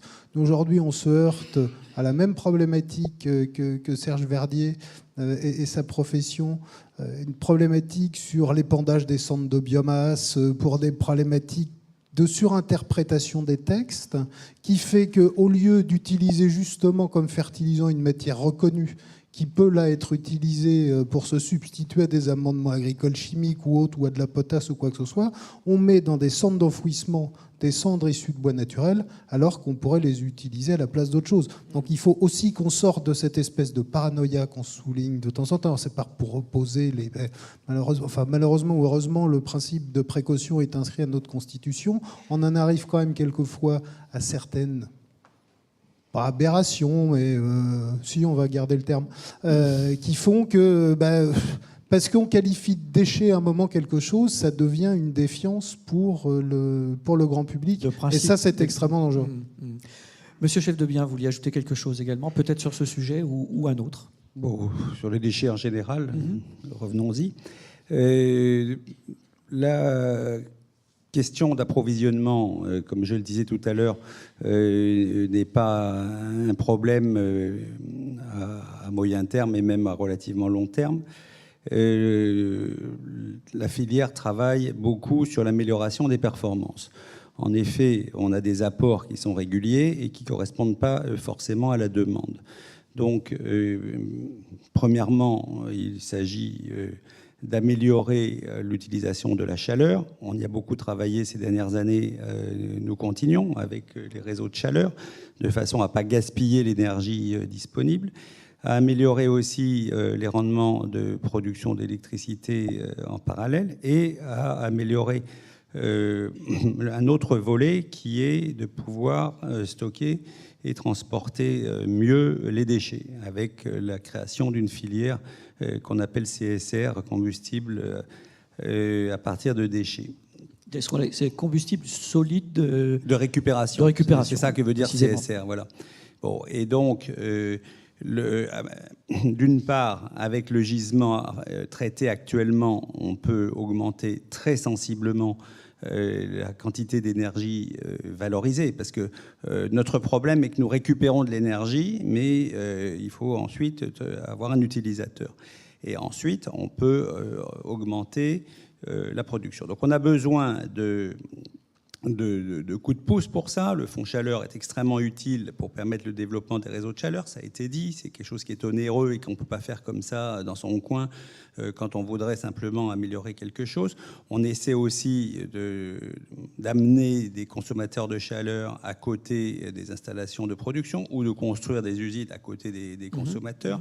Et il va y avoir dans les prochaines années une question qui est le renouvellement des installations. Du fait des réticences du public et des administrations, le parc a vieilli. Et donc, il va falloir regarder les choses en face et renouveler des usines qui ont pour certaines 30, 40, 50 ans d'âge, de façon à optimiser à la fois leur performance en termes d'efficacité énergétique et en termes de valorisation de l'énergie qui a été récupérée. Merci, monsieur chef de bien. Madame Guizouarne, vous m'avez fait signe, vous allez certainement ajouter quelque chose à ce qui vient d'être dit. Au passage, j'ai quand même le sentiment plutôt positif qu'on a l'impression de voir en marche un certain décloisonnement aussi entre les différents silos qu'on a évoqués. On parlait de ces complémentarités. On sent qu'il y a une prise de conscience globale, une approche plus large, plus systémique, si je puis dire, de cette énergie, de ces bioénergies, malgré des histoires et des origines très, très différentes parfois. Au risque de sembler revenir à la charge, je vais vous laisser vous exprimer, bien sûr, mais je voudrais revenir sur cette question du fait que la biomasse et les bioénergies en général semblent ne pas toujours avoir bonne presse dans certains milieux par rapport à d'autres énergies renouvelables. Alors je ne sais pas si quelqu'un au sein du CER ou si vous-même vous pouvez vous en faire le porte-parole, il y a une explication valable derrière ça, mais vous êtes souvent confronté à cette question par rapport aux prospectives qu'on nous propose. C'est vrai qu'on a le sentiment que c'est un petit peu le parent pauvre parfois par rapport à certaines autres énergies. C'est tout à fait vrai. D'ailleurs, en général, quand on parle bioénergie, il est rarissime que les personnes osent dire biocarburant, parce que c'est tabou depuis 2008. Jusqu'à 2008, on était fantastique. Il fallait en faire toujours plus. À partir de 2008, on a commencé à être attaqué d'un point de vue global. Il y a eu une hausse des cours des matières premières, des produits agricoles au niveau mondial. Forcément, c'était les biocarburants. En 2009, les cours se sont effondrés, la production avait augmenté, mais là, personne n'a dit finalement, c'était peut-être pas les biocarburants. Aujourd'hui, la FAO et des grands organismes font quand même la part des choses, mais on est dans un débat qui est passionné. Donc, c'est extrêmement compliqué de faire entendre sa voix là-dedans. Effectivement, les biocarburants n'ont pas la cote. Alors, on parle des critères de durabilité.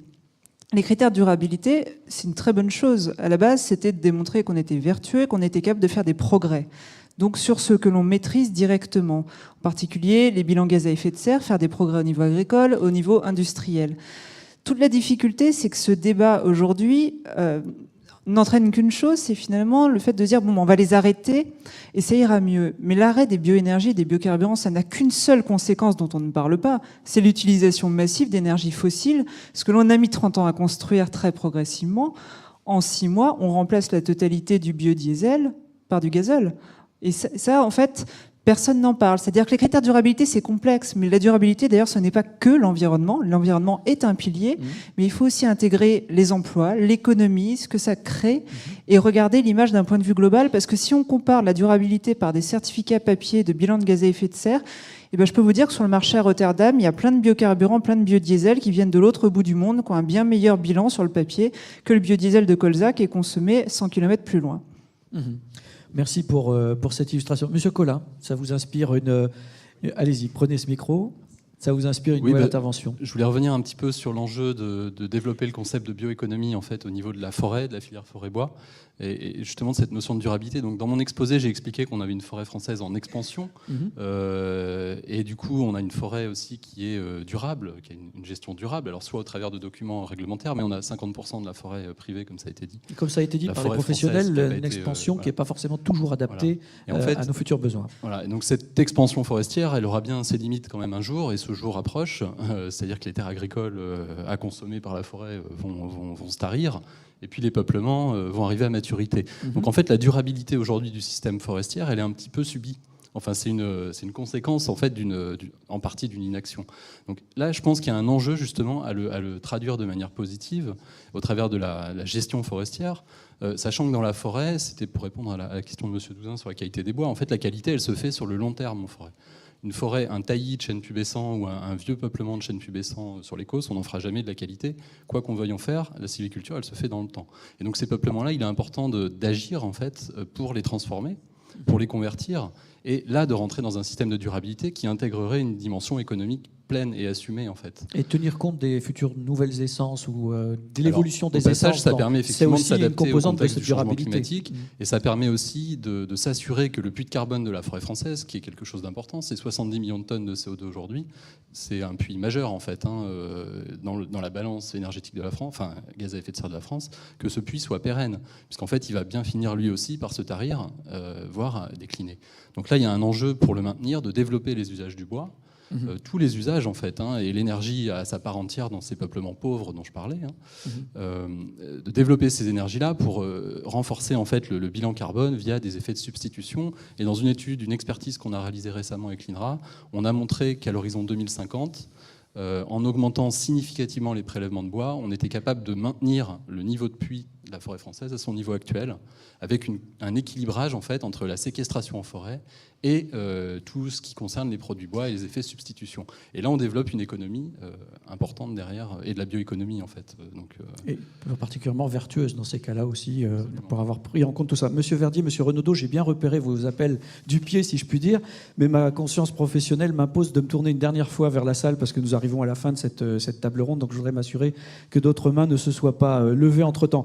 Monsieur Verdier, vous m'avez fait signe, 2 mots, et Monsieur Renaudot également tout de suite après, puis on pourra conclure cette table ronde. Juste 2 mots sur la durabilité et notre modèle français. J'ai eu la chance de participer il y a quelques jours à une conférence de l'Office franco-allemand pour les énergies renouvelables et qui parlait notamment du biogaz.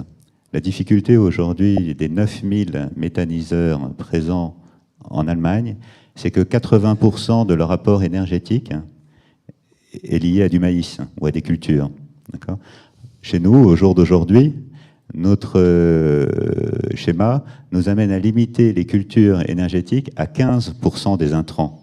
Donc peut-être qu'on est un peu quand même trop strict, d'accord ? Mais l'Allemagne est en train de se aussi un peu les Allemands parce qu'ils partent de très très loin eux dans l'autre sens. Mais les Allemands, il n'y avait pas de limite, c'était au début. Et donc là aujourd'hui, ils ont un problème. Au moment du lancement du biogaz, c'était non au Poutine gaz, oui au biogaz. Et aujourd'hui, c'est non, je ne veux plus du biogaz parce que c'est de la culture, etc. Ouais. Et donc l'Allemagne est face à cette difficulté. Donc on a la chance d'arriver un peu après et de gérer mieux et de manière plus anticipée cette problématique. Et notre modèle, d'accord, avec les fluents d'élevage, avec un peu de culture, avec un peu de biodéchets, avec voilà, peut-être quelques déchets verts, même si c'est pas le schéma de prédilection, les déchets verts vont plus en compostage qu'en méthanisation, mais avec cette approche mixte, d'accord. Alors certes, nous n'aurons jamais 9000 méthaniseurs à la ferme, d'accord, mais déjà si on en a un jour 2000, ça sera déjà très bien. Et avec notre propre modèle, et encore une fois, ne rougissons pas de nos modèles, de ce que nous essayons de faire, nous, collectivités nationales, pour bâtir de manière concertée des modèles complémentaires les uns des autres et durables. Merci Monsieur Verdier. Alors Monsieur Renaudot, je vous laisse, c'est vous qui allez finalement avoir le dernier mot, si je puis dire, puisqu'on va clôturer cette table ronde tout de suite après. Il y aura une intervention de Cyril Picard qui me fait signe, que j'ai bien noté au passage, justement à propos de cette méthanisation, en 2 mots, puisqu'il y a eu des plans ambitieux pour la méthanisation agricole, le plan 1000 méthaniseurs notamment, qui remonte déjà à quelques temps maintenant. On en est à combien ? 150 à peu près maintenant dans ces eaux-là ?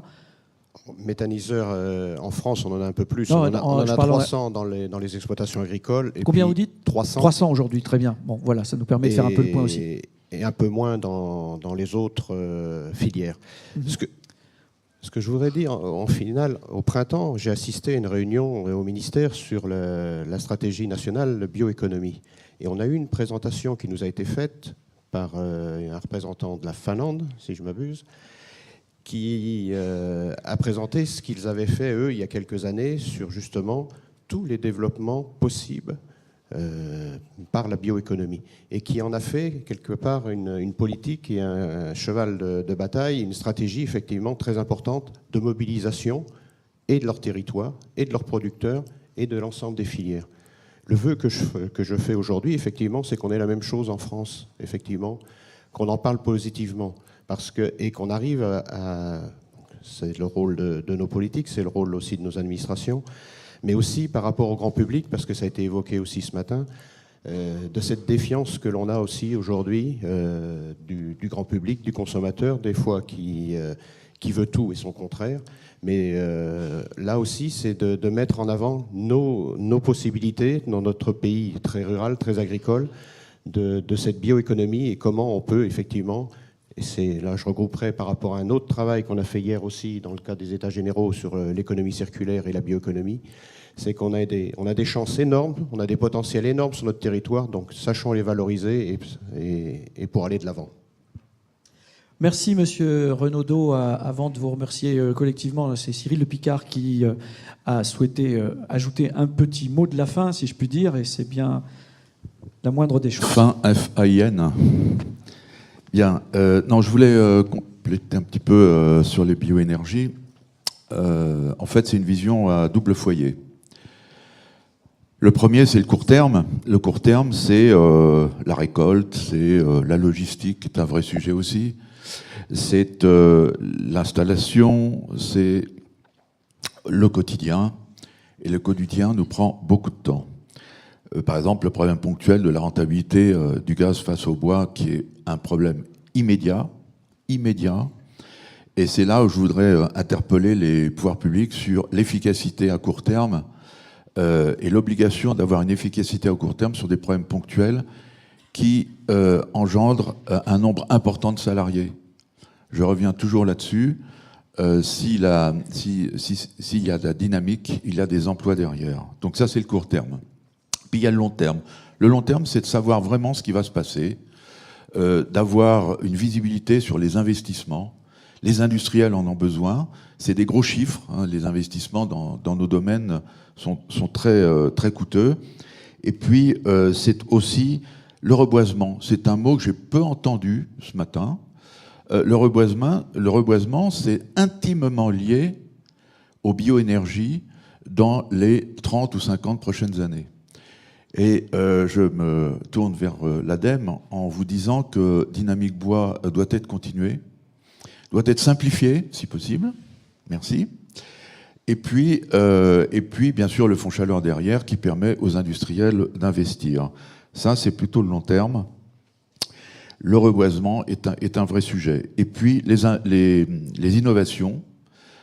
Innover, c'est aussi produire d'une façon nouvelle. Alors, je pense que les bioénergies vont devenir populaires. Le seul problème, c'est qu'on ne sait pas quand. Et c'est ça qui nous frustre un peu. Hein. On ne sait pas quand ça va arriver, mais ça va arriver. Pourquoi ça va arriver? Parce que les bioénergies vont rentrer dans le quotidien des citoyens. Et le jour où les bioénergies rentreront dans le quotidien des citoyens, on aura gagné la partie. Merci de votre attention.